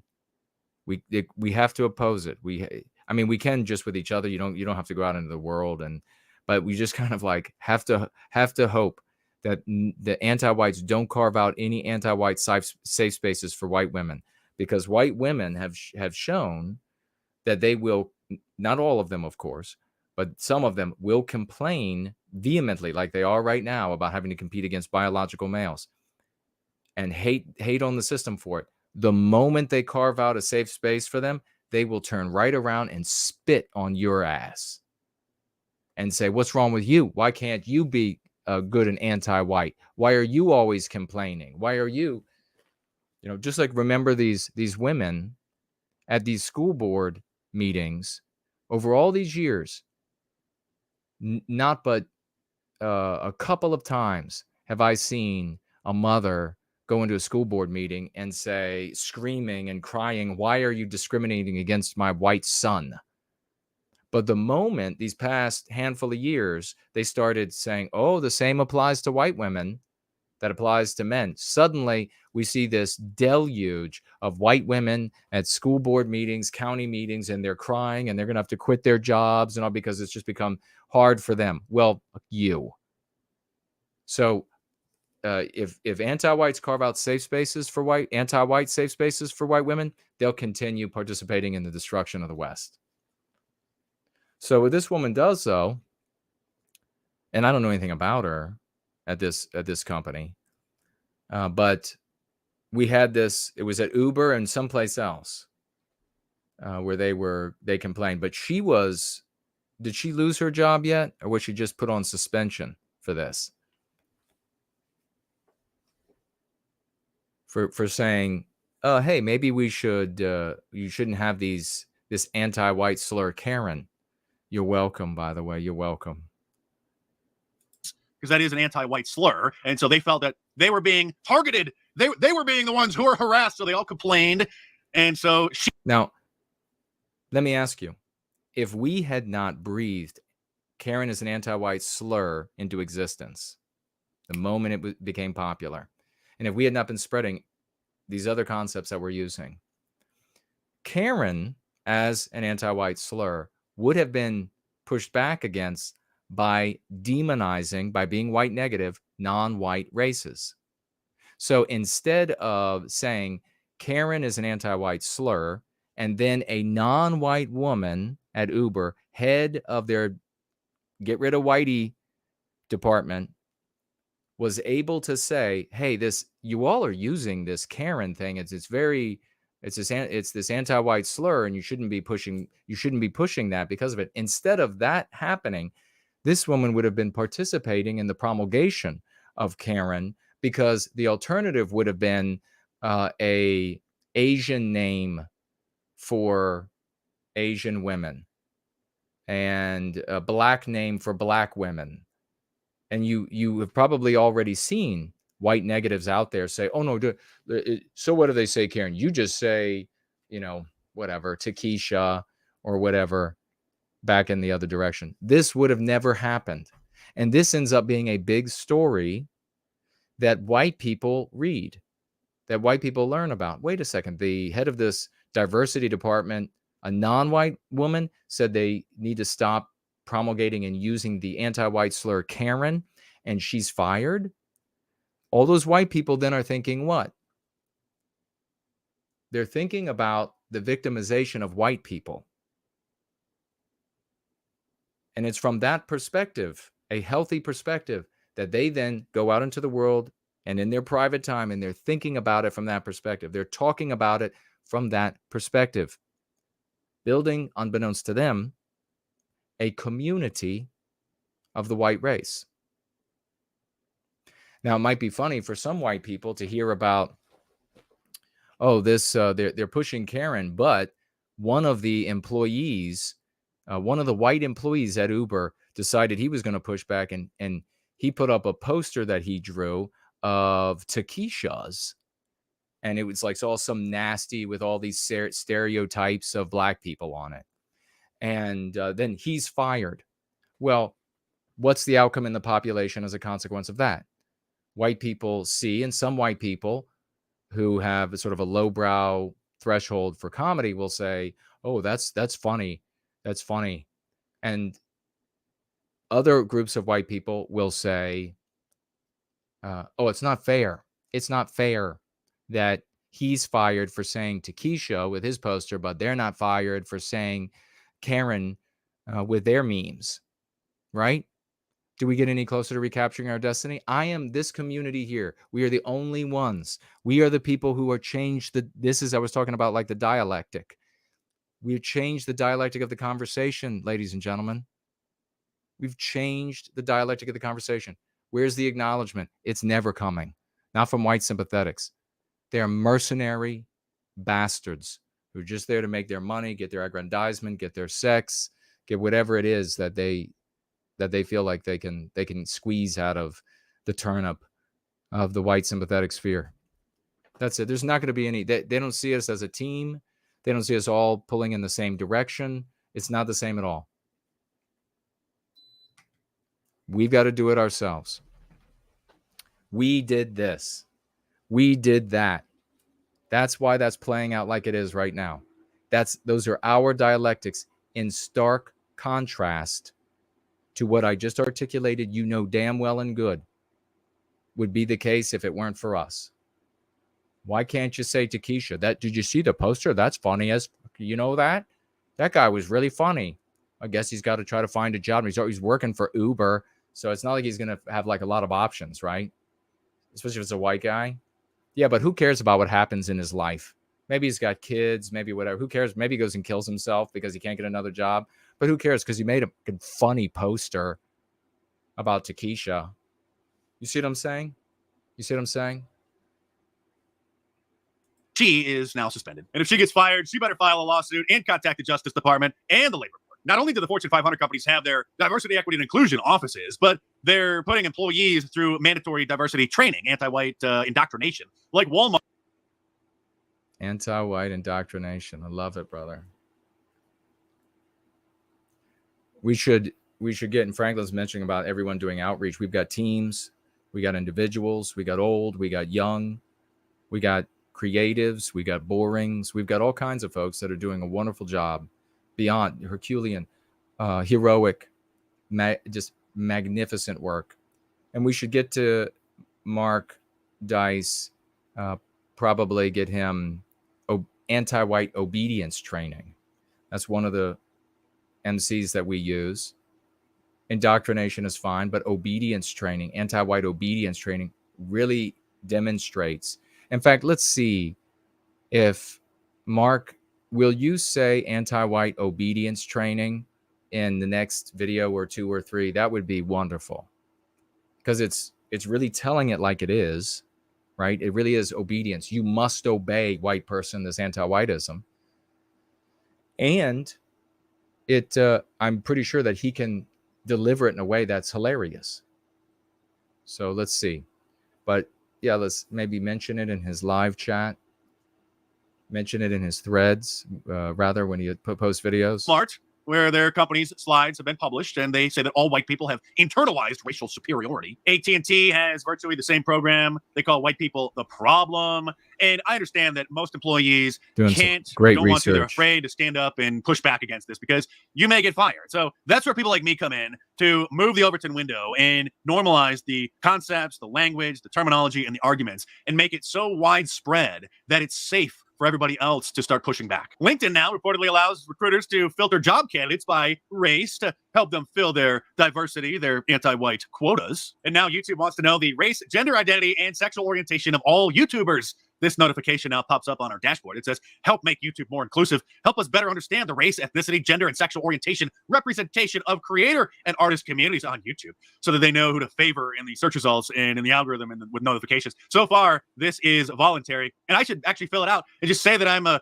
black, gender non-conforming illegal alien, and I bet my channel would do much better. By the way, you better order your 1776 shirt from markdice.com so you can be sure to get it in time for Independence Day. Or order your Wanted President shirt, Ultra MAGA shirt, or any of my awesome designs. All available in t-shirt, long sleeve, and a hoodie, and a whole bunch of different colors as well. So head on over to markdice.com or click the link in the description below and check them out. Check them out, like it says, folks. Check them out. We'll have the lovely Porridge here with us in a minute for a swash through. And how totally glorious that is, that champion. Making it happen in service to white well-being. King Dice. Let's hope he continues to just rock the world. We're going to have to find maybe a tune after we have our swash through. Let's see. We'll just grab one, I guess. We can grab anyone. But, I've got the closet doors open so you can see my passage. Fernell was back on his show, so you can head on over to his channel, Fernelius Newland, and follow him there and watch his latest stream of Dragon's Den Adventures. It's still called that, right? And this past one was really something special. So please check it out. It was great visuals. It was great music, but also really magnificent commentary. Fernell has has a plethora of insight and wisdom, and he's going free. So he really empowers it with the lexicon and dialectic. So check it out. And now we have a swash through from one of the biggest and brightest down under anywhere on planet Earth. It's the one and only Porridge.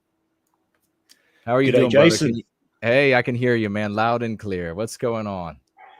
Oh, great. Well, thanks for having me on. It's good to finally chat with you again. It's been a little while, and it's been too long. Yeah, I got to admit, I saw your message and I thought, the stream wasn't going ahead today because of your throat injury, and I thought, oh well, you've just had surgery and you've basically had no time off to heal, so it makes sense for you to have a break. But I should have known better than to think you would ever take a break.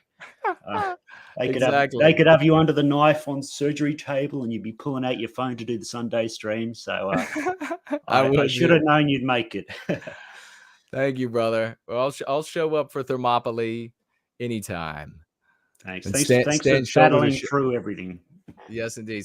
To be able to stand shoulder to shoulder with gentlemen like yourself, heroes like yourself, is a great honor to me, brother. And it definitely has been too long. And I want to do these swash throughs often, and to bring as many of our leaders in front of the community so that we can follow them and we can support them and we can celebrate them and continue to grow. Because I don't know if you've heard over the course, we are alone.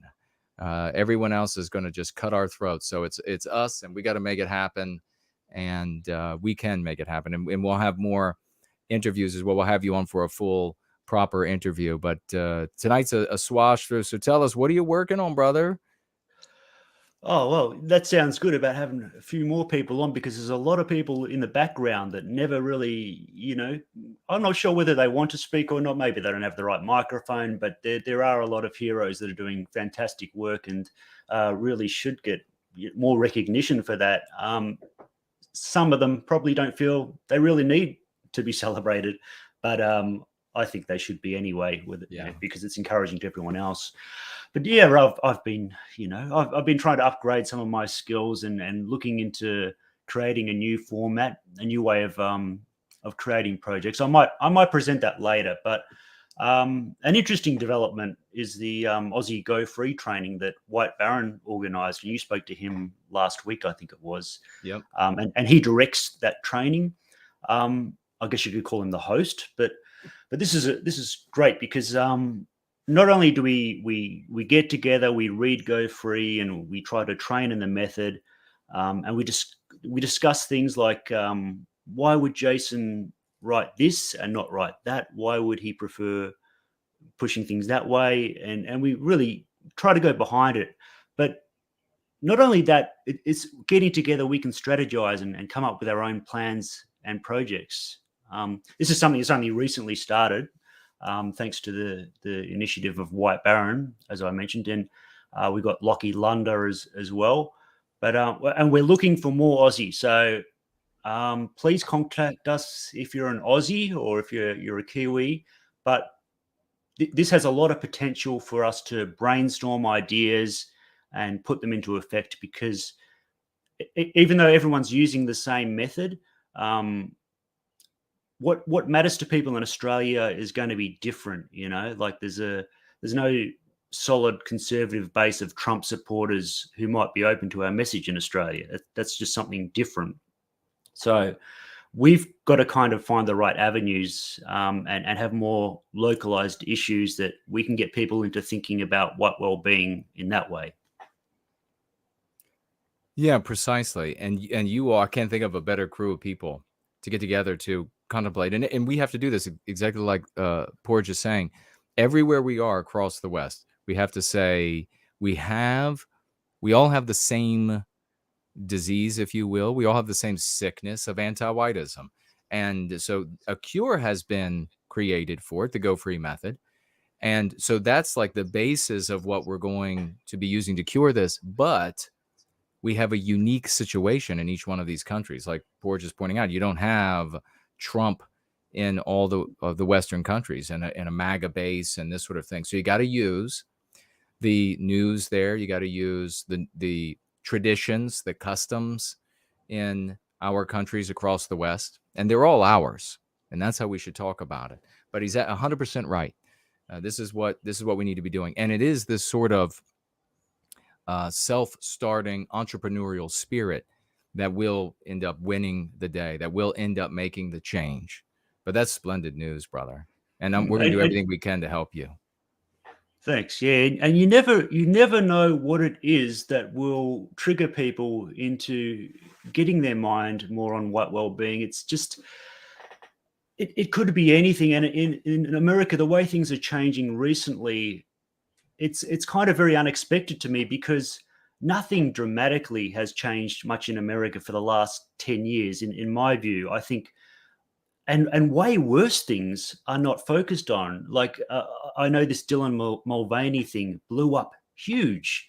And when I first heard about it, I thought, oh yeah, so what? This seems like a pretty normal anti-white thing to do. Just offer a beer to this man who's promoting this certain sexuality.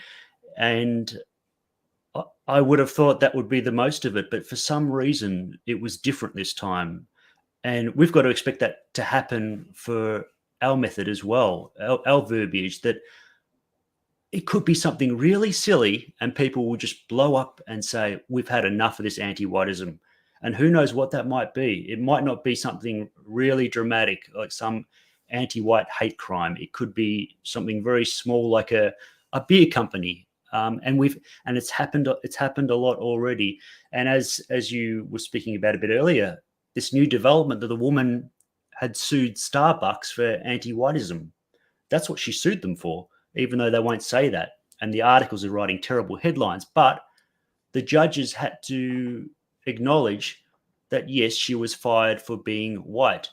And I wouldn't go ahead and say, oh, these judges, maybe they're becoming better. I think what more so might have happened was they did not want to set a precedent where the next person who comes out and says, I was fired for being black, the company can say, well, in this case of Starbucks, very similar, and she was not awarded any money, so it should be. I think they want to avoid doing that. So they've kind of, what's the word? Collateral beneficiary? Yes. Yeah, it's kind of weird to say that whites could be that from anti-whiteism, a rule that was made, a law that was made to hurt us.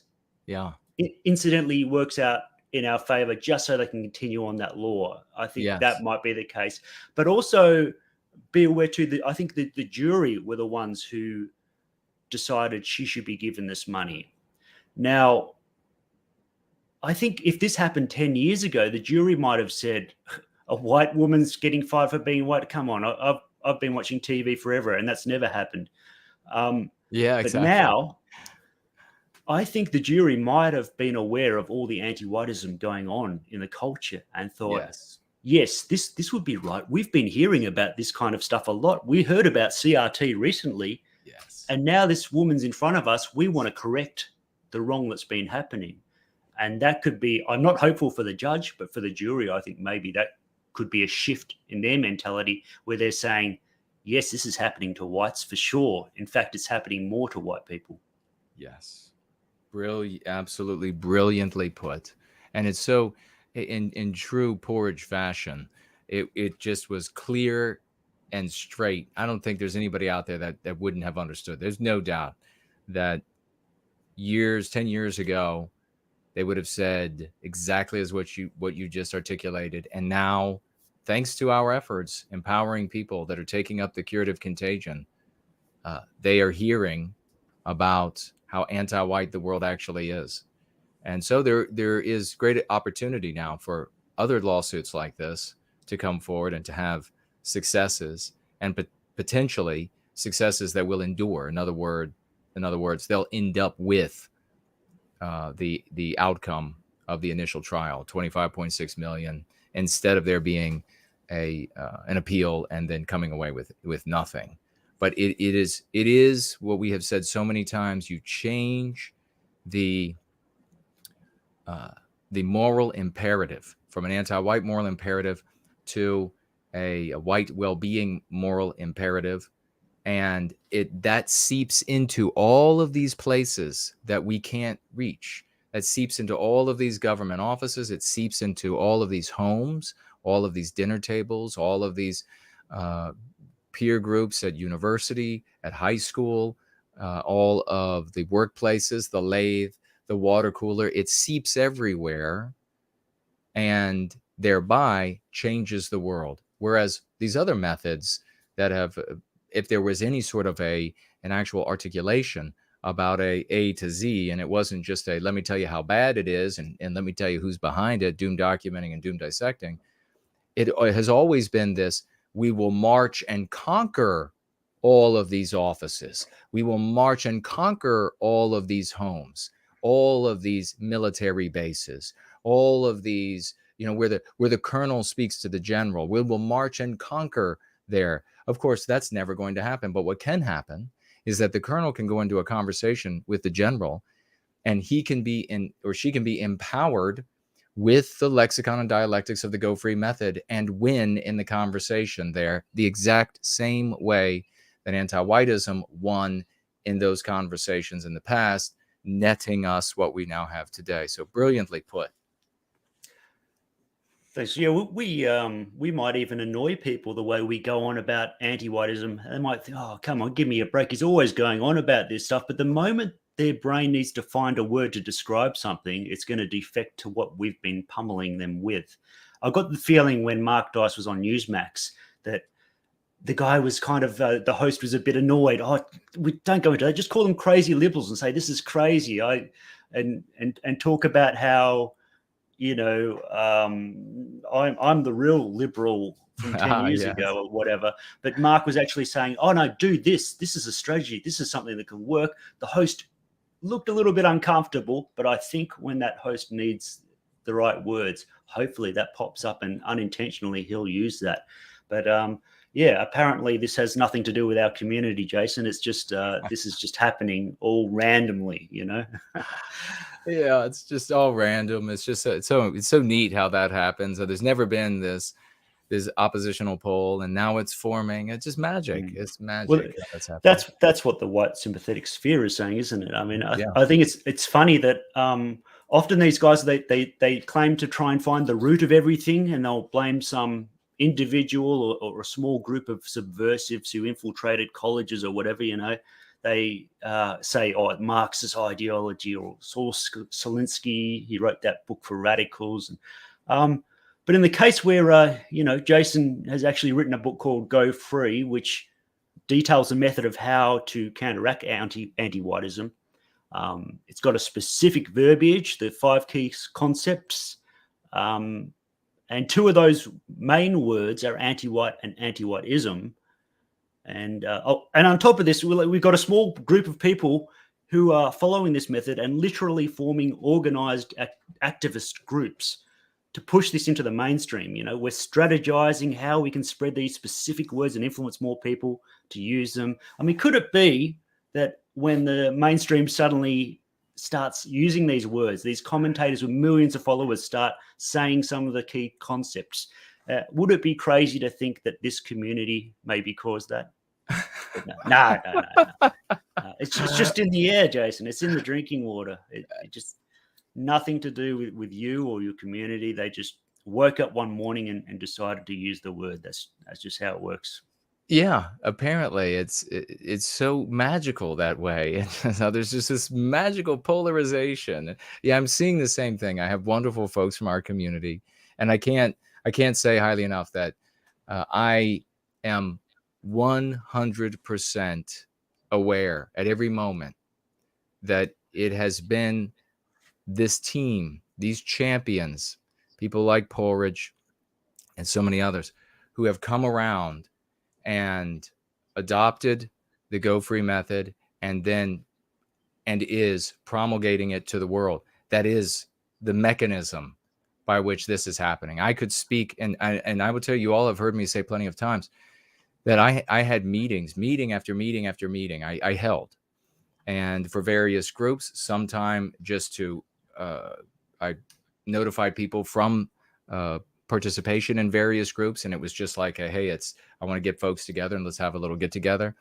and no one showed up. So I was there just speaking, like, not literally, but my will into the void, and no one would have ever known. It was, and seriously, Porridge, after what I found out this past week at this dinner, this working dinner, it would have remained that way if it hadn't been for the fact that we could get on the internet, so that you champions, people like Porridge, people like Fournal, people like Franklin, people like First Last, people like I could go on and on. Everybody knows how many champs we have.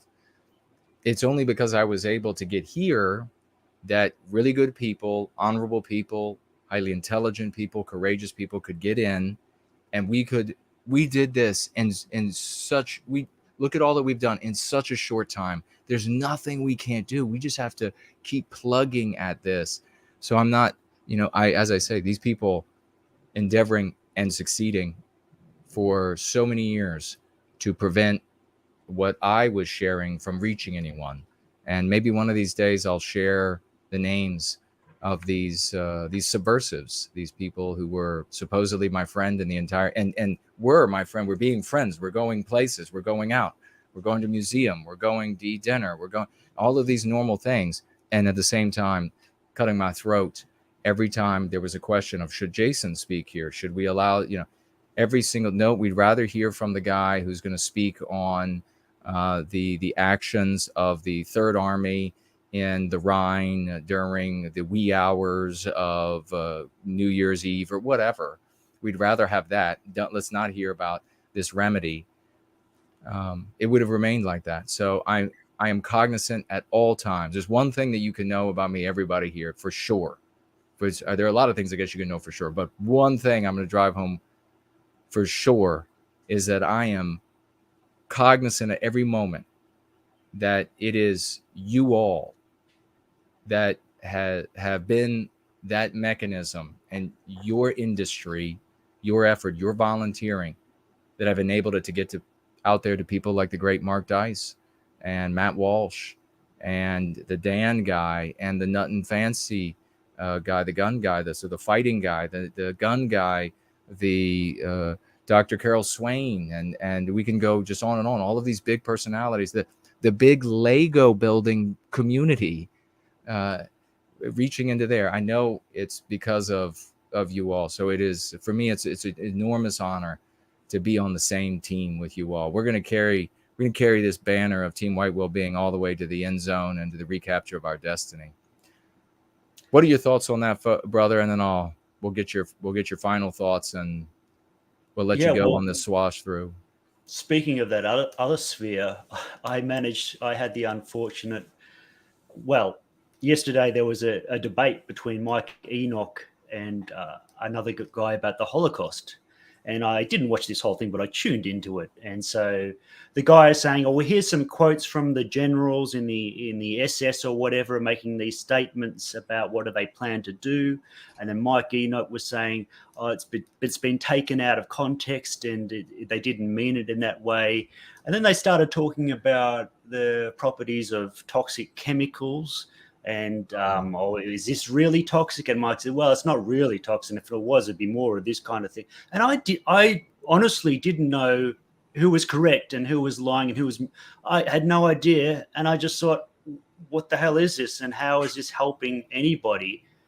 But I looked at the comments afterwards. This is a major victory for our sphere.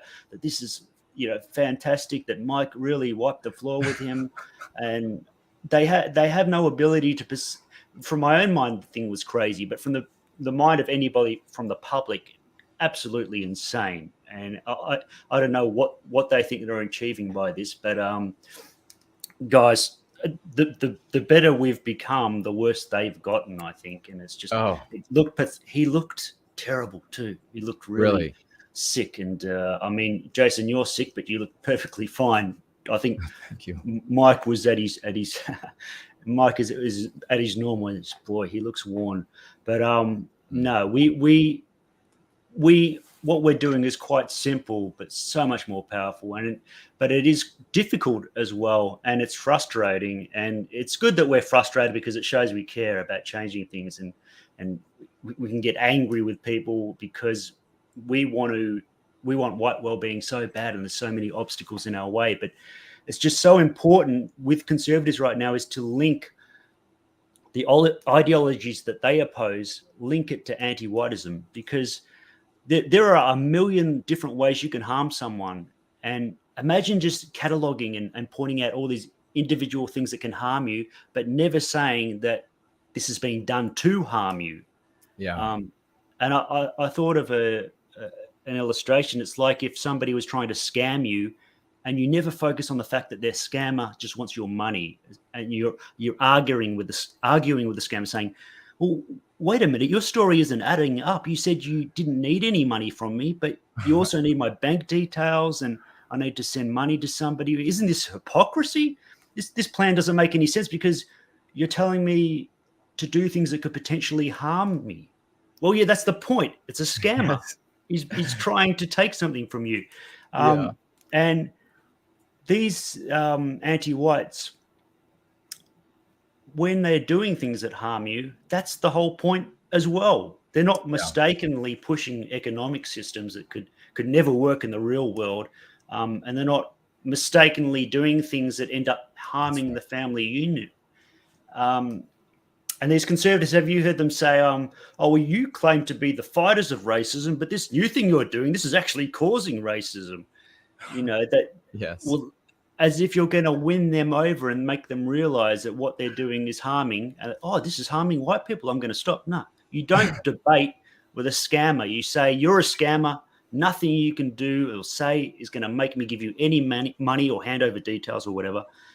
And this is how conservatives have to respond to anti-whites. You say, just don't debate them about their latest thing, whatever, what is it, trans or whatever. Don't reply to them as though they're just mistaken and they need to be taught the better way. You say you're anti-white. Yes. I reject everything you say which leads to an anti-white conclusion.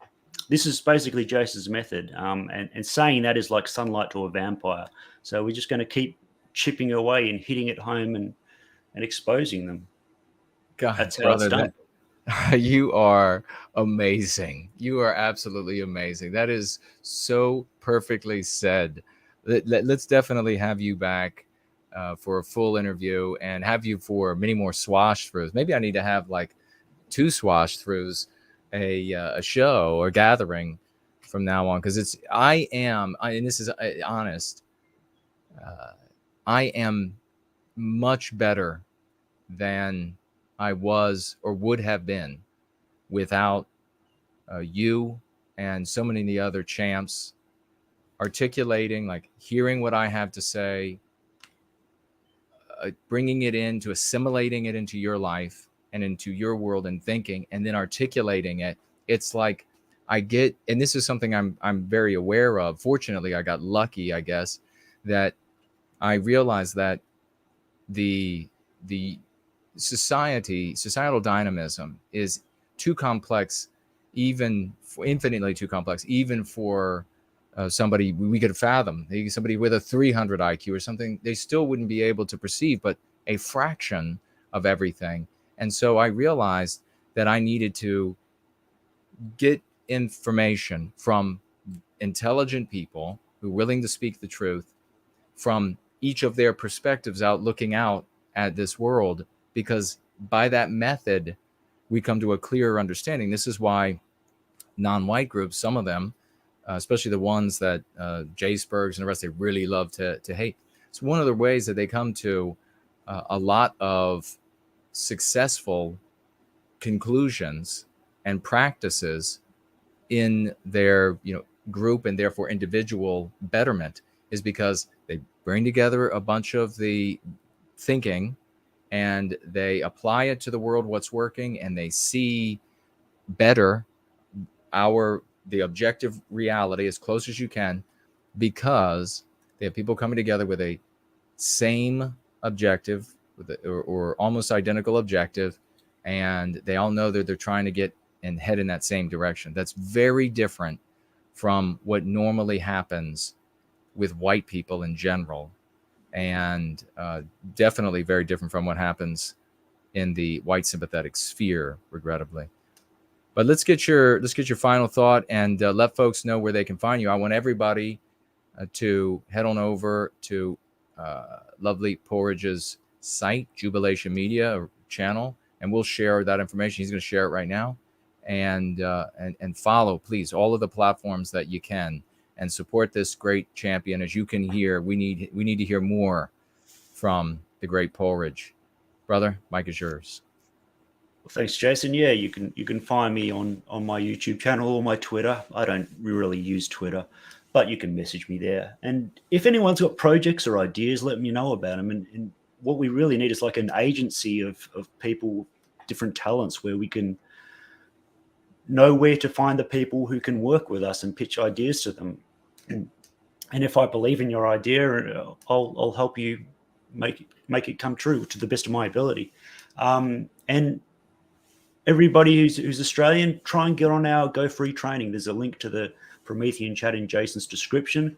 We have a lot of fun over there. We talk a bit of deep stuff and we have a bit of a laugh, but it's good. And we'll have the next one will be on Wednesday, so come along for that. But yeah, thanks, Jason. I'm glad you finally you did the stream despite your difficulties, and that's very admirable. So keep up the great work, brother. God bless you, man. We love you, and we'll talk to you again real soon.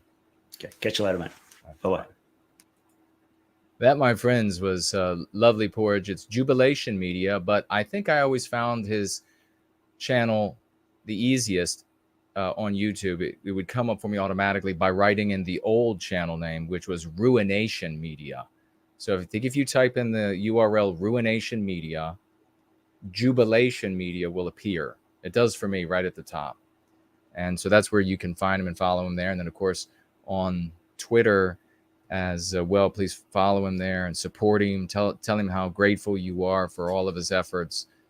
So that's what we need to do for each other. And Lavish was asking about that. So Lavish, I hope you were able to get it and find his channel and follow him. That's when it's great to see you, sister. And thank you so much for your wonderful testimonial that I shared the other day. People were writing back to that and they were like, my God, this is awesome. And that was because Lavish shared her heart in a testimonial about the Go Free method and how it moves her and that it works and that she's dedicated to it. So God bless you. I appreciate that. What we're going to do is we're going to take your phone calls next. And but before we take your phone calls, if anybody wants to call in on Skype, you let me know and I call you. So if you would like to have a conversation, let me know on Skype. I'm Jason Kuna, no white guilt on Skype. Write to me and I will call you back as soon as I'm ready for a call.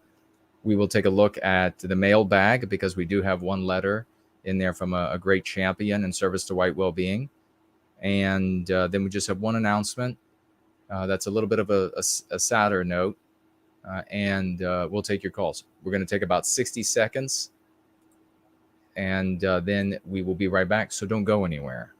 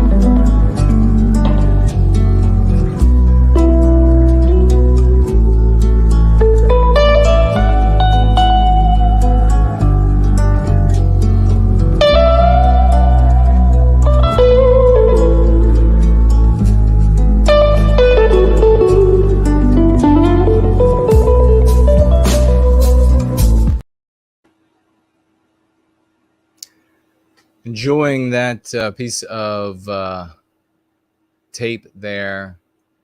And that is by Tim. We haven't listened to that in a while. So a big salute and thank you to Tim for making that footage very enjoyable video. Thank you so much, brother. And I should play that a little bit more often. Can everybody hear me okay? Is my voice feels to me and sounds to me like it's gotten a little better. The pain is not gone. So, but everything else is fine. There's the great Lunder from Down Under. Great to see you, brother. Let's see what y'all are saying. And we'll take a look at the mailbag. We have one glorious letter in there, and I have great thanks to that gentleman. And we'll get to the one announcement and then calls, if anybody would like to call in. Yes, whatever you do, allow the totality of your sneeze to exit your body. Allow the totality of that sneeze to get out. Because maybe only, I don't know, some of it didn't make it out. And it just blew me up. But, all right. Let me see what y'all are saying. And yeah, I had to do the pull-up or whatever to go home. I couldn't like bitch to my father. I could complain to my mother, but my father was like, no. No. In fact, I don't even think I really tried. Maybe because maybe I did try very young, and then I learned, well, that doesn't work. So, no. Can't we just go, I'm tired? No. You've got to go across on the monkey bars.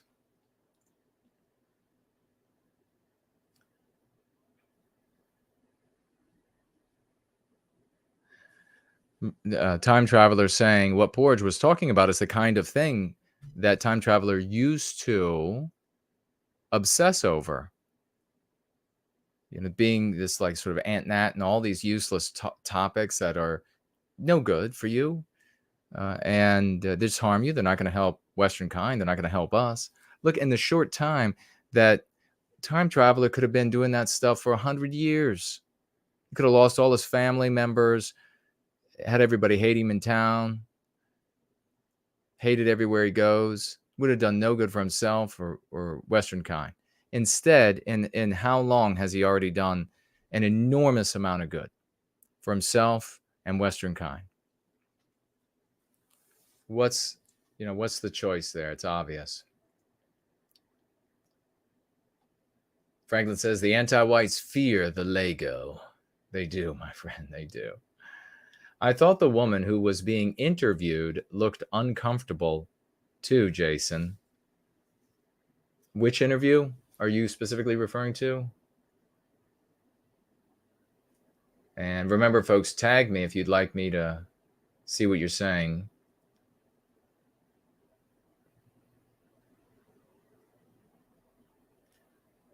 Owning Anti-White Goblins asks, No White Guilt, is Jared Taylor an ally? No one is an ally in the white sympathetic sphere, I'm afraid, my friend. That doesn't mean that they are an enemy, but my experience has taught me that the white sympathetic sphere is not composed of people who, like, ingenuously, like me, think we need to be working as a team to punch back at these anti-whites that ruined our lives and change the world for the better, for ourselves and for the people that we create. That'll be very different from this white race today. They're not thinking like that. And the evidence is that they intentionally slit the throats of those who are accomplishing things, who are doing things. And this is the behavior that we see just typically in any office environment. So I'm not saying that it's like unusually bad. Like this is at Fox News. This is at CNN. This is at Harvard. This is at name your Christian school of your favorite Christian school, Bible college. This is something, an aspect, I think of all people, but for us, it's particularly egregious because it's driven by such selfish individualism that it's just so distastefully apparent, so contemptibly apparent in our brothers and sisters everywhere. And so you got it in work, you got it, to a little bit of a lesser degree, it happens in sports. And I say to a little bit of a lesser, because it still happens. But in sports, say like I am going to be able to, I'm the one who's most likely going to run in the final seconds of the game for the winning touchdown. Well, no one on that team, no sane person who doesn't want to become just the absolute pariah is going to seek the opprobrium of everybody by undermining me in that moment, right? So in sports, it happens a little bit less. But in business and unfortunately the white sympathetic sphere, they don't want what's best for the totality. They don't see a team effort. They just see their own aggrandizement, their own center of attention, and that's what they endeavor to feed. That's it. I mean, the best people. I'm not, we get attacked by like the worst all the time, right? We talk about them. You can smell them coming, right? But I'm even talking about the best ones, the polished ones, the friendliest ones. Even they are doing it. And with no legitimate rebuttal, so it's to the promulgation of what we do. So it's just jealousy. That's all that's left. Just jealousy.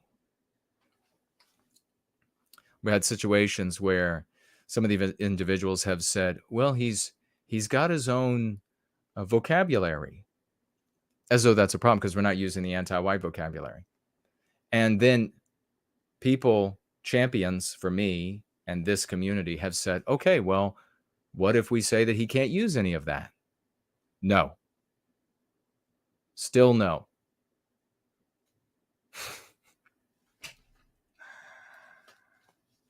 Imagine a good friend of yours, not a just somebody not just a coworker, somebody you see from time to time, or maybe often, but you chat, but you're not like friends. You haven't like gone places together. Imagine the friends that you go on places together with. Some of them slept in the same room, cutting your throat. Man, the betrayal. Oh my God, the betrayal.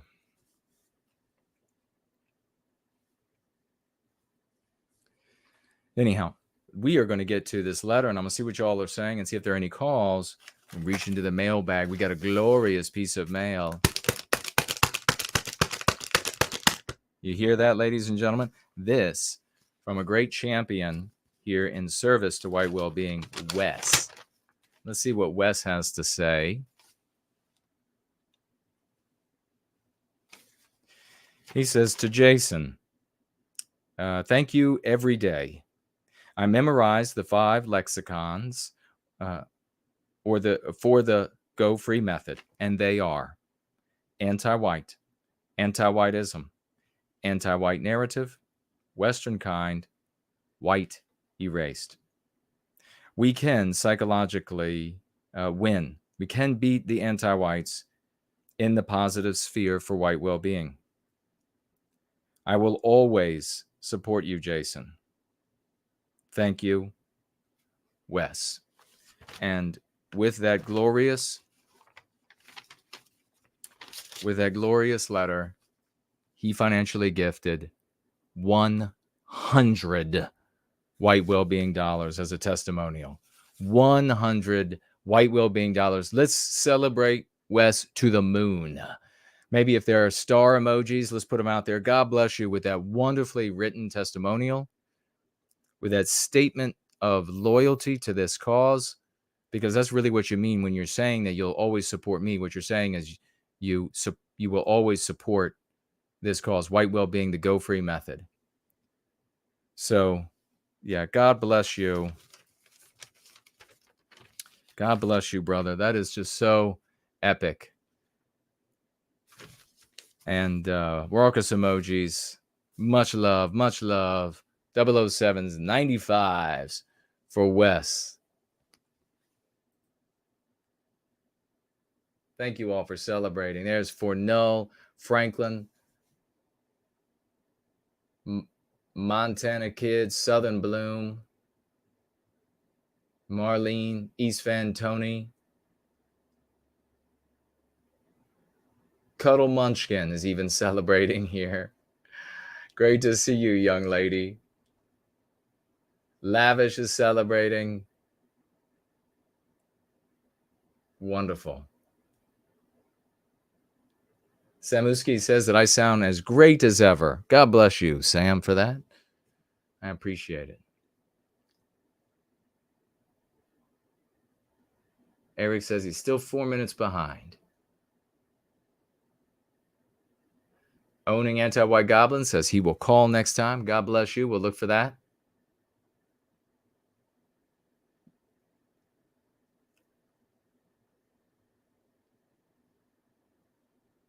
All right, let me see what else.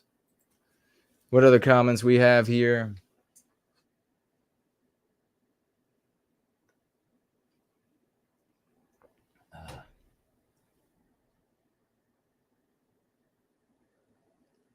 See if I missed anything. The anti-whites treat us like dogs, writes Elaine Sabatino. Anti-white obedience training works, Jason. Yes, amen. Thank you for that. Looks like Jeff says, thank you, Jason, for putting out the presentation despite having some painful issues. It's 3 a.m. in England, and I have to go to bed. Well, I hope you're having glorious dreams over there. Thank you for staying up so late on a work night, ultimately. Violence is Life is still with us. Great to see you, sister. Maybe you've been here all along, but now with my glasses, I can kind of see. Depends on where I am.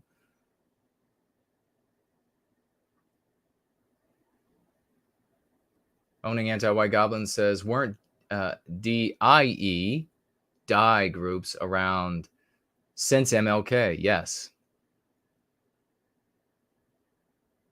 In my opinion, of course. Check it out with Yale. They produce all the best people.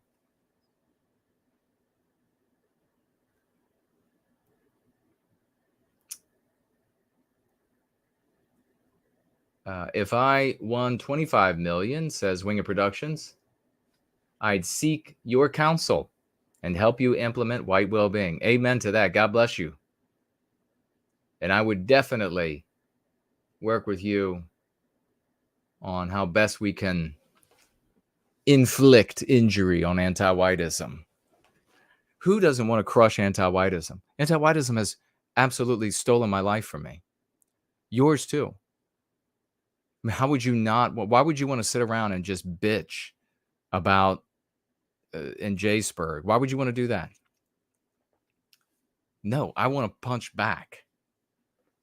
I want to destroy anti-whiteism. Anti-whiteism robbed me of my life. I'm going to rob, metaphorically, life from the anti-whites. I'm going to make their lives as miserable as they've made mine. Sit around and bitch about people. What a loser thing to do.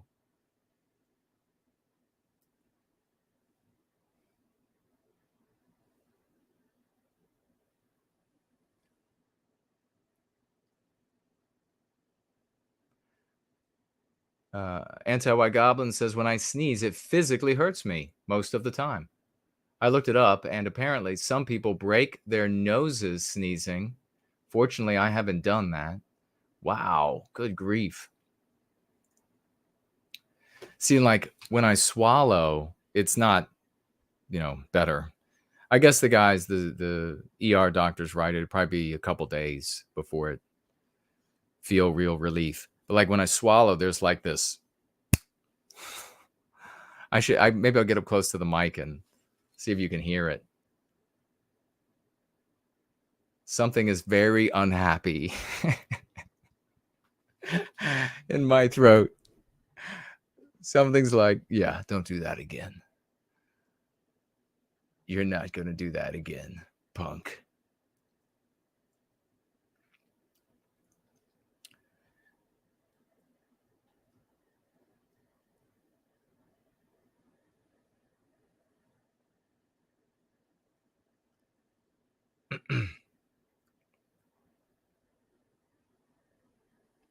Oh, so Eric is the White Baron, and he says he can call in today. Fabulous. Let me check. You will be, and I'll read some of the comments as well. Yeah, okay, cool. Where are we at? Okay, well, I'll call you in just a moment. Let me read some of these, some of y'all's wonderful comments. And we will. It's so amazing to think to me, oh, that hurt, that I can read. I tried reading when my tongue started going and the voice was going, and it was like, I can't read. I can't read. My tongue would not do the most of the words, and it was just getting worse. Ouch. So the fact that I'm able to read, I'm very happy. So let's go ahead and read some of these wonderful comments and take the call. We have Stronger Than Evil writes, no white guilt is a gem. If only people listened to this instead of Tim Pool and the quartering, calling everything woke. Well, God bless you for that. Stronger Than Evil. That's a great testimonial, isn't it?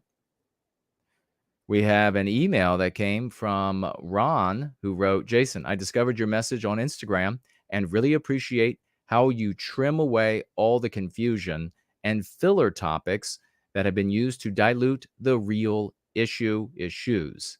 Thank you. I appreciate that, man. That's another great testimonial.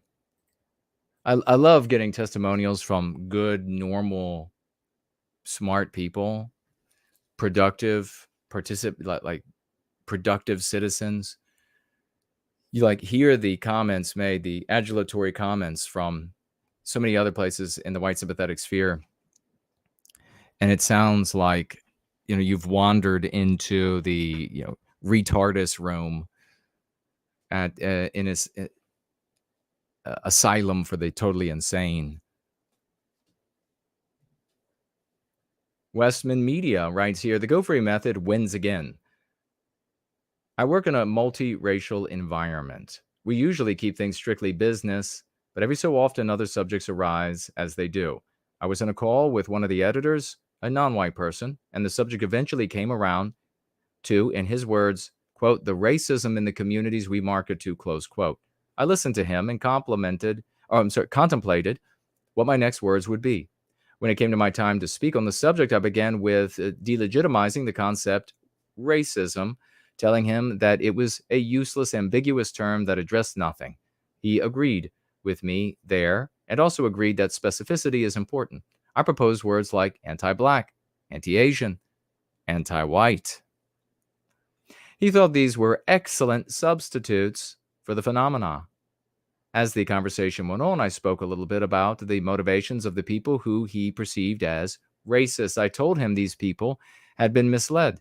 What started as a place of positive ethnocentrism, of loving one's own best, as is natural for a member of a healthy people to do, was corrupted by a narrative that tells them that love for one's own looks like the denigration of another. Again, a hard agree from my editor friend. I mentioned that folks like us, the responsible adults in the room, should focus on bringing people back to that initial point of love, rather than tearing these people down for being duped. I could tell he was surprised, but again, agreement was found. I concluded with my own experiences with anti-whiteism in my personal and professional relations, and he not only agreed that I had received unfair treatment on the basis of my race, but he empathized with me that it was wrong to have ever happened. This man belongs to an ethnic group whom many folks believe reconciliation is impossible with. What's more, I've repeated this with others time and again across my professional working life this past year. Maybe upwards of 5 people whom I collaborate with for a living, letting them know I do not condone anti-white behavior and that it's not acceptable. And rather than be ostracized for it, blacklisted from working with them, or run off, my associates, every last one whom I've broached the subject with, has been amenable. Thanks for all you've done, Jason. You're a freaking king. Brother, you're the king. And I am honored to stand shoulder to shoulder with you. This is what I'm talking about. This is what we can all see. It's what I'm talking about. Changing and winning the conversation, changing the narrative in our circles of that we live. That is how you change the world, right there. It's not going to be done with words. Oh, really? We were defeated by words, and it's being done by words. God bless you, champ. Let's go ahead and, Helios Abbott says, never call it Juneteenth, he says. It's National White Guilt Day. Oh, that's good. You should let Slots was asking for an alternative. Are you on Twitter? Make sure you get together with him. Happy Father's Day, Promethean Hails, writes Promethean Healing. I need some of your Promethean healing, my friend. Let's get that going on. I appreciate it. Editor says, I'm sending you a balm that I make for wound problems. Well, great. Thank you. I appreciate it. I appreciate that. Promethean Healing asking what happened to me. Strangest thing, my friend. A double sneeze of maximum pressure. Severely, I just screwed up my tongue, just didn't do the right thing. Severely injured my throat. I was unable to speak, unable to swallow for a while. Went to the hospital, had some x-rays, and left, came back, slowly got back my ability to talk somewhat. Still having pain, but here we are. And we're calling the great, the one and only White Baron.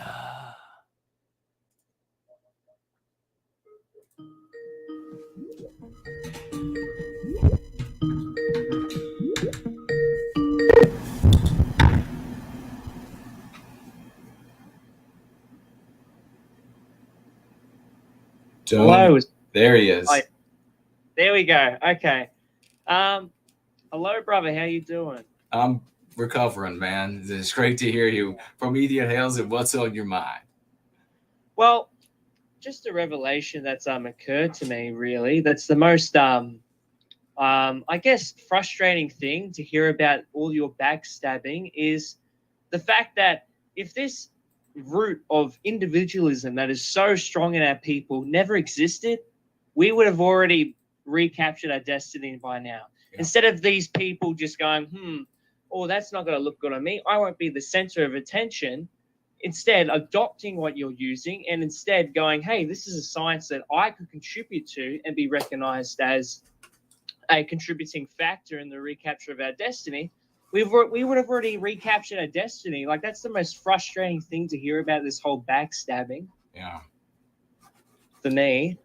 Yeah, because even like, you know how you say like anti-whiteism, the first, because people go, oh, where did it come from? It's the brother wars. Even that's individualism too. Siblings fighting with each other instead of working together to build a better world. Instead, we just teared each other down, and that's how we got here. So precisely. Yeah. Very well said. It's exactly what it is. And that's why, I say that we have to focus on the fact that we're a single people with many countries. And it's such a beautiful story, isn't it? A single people with many countries. This old idea of this antiquated and poisonous idea of ethnocentrism for the white race, that's what contributed to this. That's how we are this bad off today. So you're making great points, brother, but keep going. Yeah, exactly. And another fact too, like being a young individual myself, so I do most of my activism on Instagram, and I've been just from me posting white positive content and everything. So my two main ones is the white well-being community, which I've grown really big, and also the white positive sphere. And just from doing that, I've been added into all these other chats and everything with all these other young people.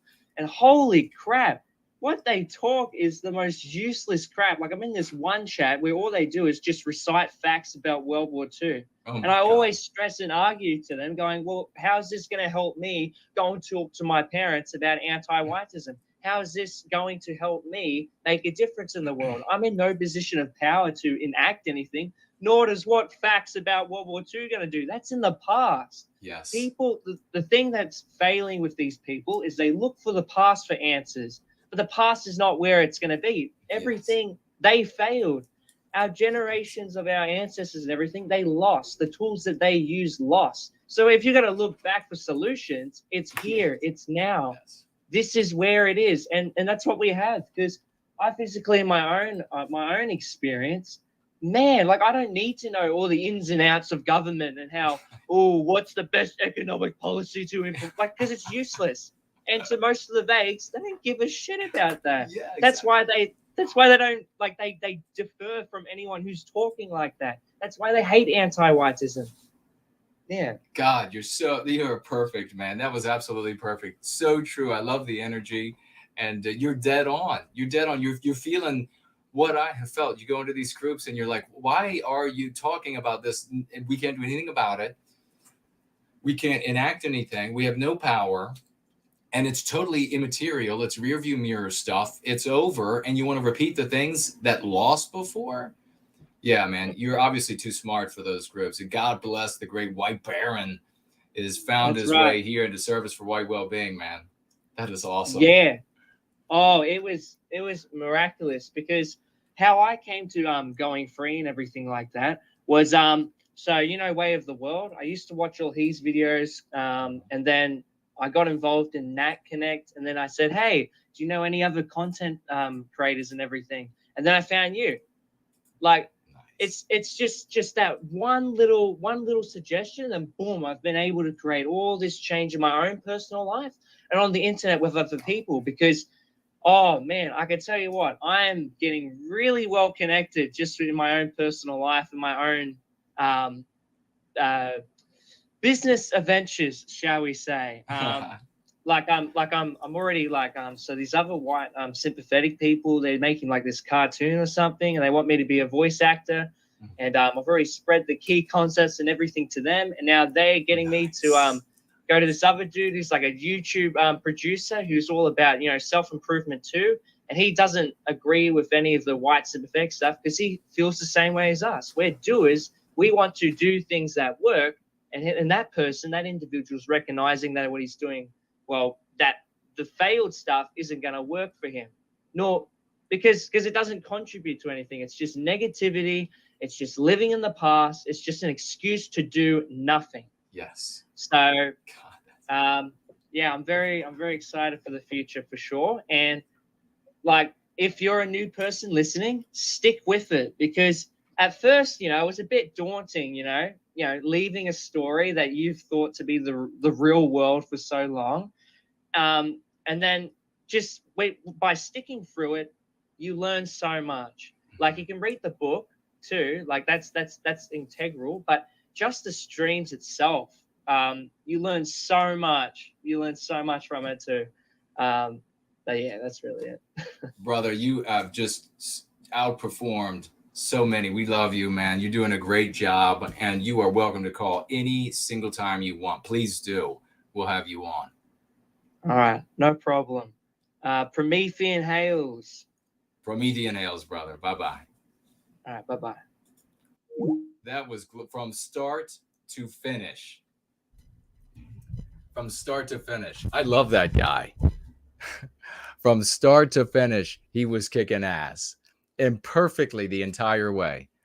Man, that's the white baron, ladies and gentlemen. What a great articulation of the position and an exhortation to those who are either kind of dipping their toe in or they are just listening, and letting them know, hey, stick around for the live streams every Sunday. And then when they happen during the week, even if you can't get to reading the book, but do remember that Go Free, with the exception of the end of the book, is in audio. So you can get that and you can listen to the book if nothing else. And I don't know what price they've put it at right now, but it's doable. I mean, unless you're starving, you can't. You'll have no problem paying for it. And so I don't get to decide, if you all recall, when it comes to the audiobooks. But yeah, check that out. And yeah, you can come here and you start just absorbing, be a student of what we're talking about, how we view and dissect videos, articles, stories, pieces of news. And you'll begin to pick it up in a way that you too can begin to change your life and the lives of those around you. Now, of course, we want, these people who really go free, who really are implementing the method in their lives, at some point, we'll be a big enough community, and there'll be a really cool name for those people who, like, you achieve a certain level or something. There'll be some like really cool moniker for those people. To really set them apart, that these are, like these apostle mavens, and they're the ones who can. It's just like, well, I mean, you can think of it as like the reverse of Lord of the Rings, where they had the mouth of Sauron. These people are like the mouth of the West. They are the spirit of the West. It speaks through them, and that's what you heard just then in White Baron. You heard the spirit of the West coming through him. Could you tell? How different was what you heard out of White Baron's mouth, Lovely Porridge's mouth, their mouths? How different was that from what you hear everywhere else? The spirit of the West was speaking through those champions. The more they focus on the practice of going free, the more that spirit of the West will come through them. And we have endless testimonials, and that's not an exaggeration. It's not hyperbole to say that we have endless testimonials, because they just keep coming, of people whose lives are changed in a positive way, physically, mentally, and spiritually. And why is that? It's not hyperbole. It's not an exaggeration. It's because these talents lay latent in every white person. Anybody who has that spirit of the West, even to whatever degree, maybe they're a mixed race, but they have some of that spirit of the West coming down through them, through that part of their family. It has been muted and chained and brutalized for the totality of your life. Of course, as you pull that spirit up out of that mire and that abuse, and you break those manacles, each one that you come across, you break those manacles, each one you come across. Of course, you're going to see physical, mental, and spiritual improvement. Some of the testimonials that I found the most surprising for some folks is that even guys who are like focused on lifting weights, that's their hobby, that's what they like to do. They like to look great in whatever way that they define it, as we're down to our final minutes here. And they hit plateaus when you're working out. They start going free, like literally implementing the practice in their lives. And then suddenly they are able to lift more weight. They're able to get by the plateau that had trapped them. Well, how was that? It was in them already to get beyond the plateau. They were just blocked from it. I don't need to convince you that you've been poisoned. You see the poisoning. Now that you start going free, you could see the poisoning everywhere. I don't need to convince you that people who are poisoned mentally and spiritually, and therefore physically, from childhood, are not going to achieve their potential. I don't need to convince you of that. Because if you ever doubt it for a moment, just think about it happening to any non-white kids. And you know damn well and good. Or really personalize it. Imagine your children or your neighbor's children, and imagine if some of the children you told you're going to do epic things in this world. You are really something special. You have a special spirit in you. And then you tell one little boy, you're awful. The spirit in you is a blackguard. And it's all evil. It's all wrong. And you say these other negative things. How far is that child going to go in life? How much is he going to achieve in life? This is just as salient and as easily digestible as lived experience. You just have to do it. So at some point, we're going to really celebrate those who are going free and who are really achieving great things, like apostle warriors, apostle champions. But before we say our final goodbye tonight, we have one. I'm going to ask you to one announcement, and that is that a member of our community that's been brought to my attention by Southern Bloom, Gentile gentleman, lost his sister, and she has recently died. And we have shared on my social media and around a GoFree to help pay for her burial. Please send your Promethean condolences to Gentile gentleman, prayers, positive energy for he and his family in this time of obviously great grief. And my heart goes out to you, brother. I can't even imagine the horror that you feel having to experience that. So check on my social media. You'll find if you would like to contribute to that financially. But otherwise, please send your prayers and your positive energy for Gentile gentleman who lost his sister recently, a young woman. He's not an older person, didn't live a long life. We're sorry to hear that. Let's continue to pull together. Let's continue to recapture our destiny. Let's continue to be the heroes at the front, the tip of this spear that's changing the world. No one, no matter how much backstabbing or throat slitting, will be able to prevent us from reaching that western sky and pulling that sun out of the darkness so that it lights all of our lives. I love and fear you. Let's go free.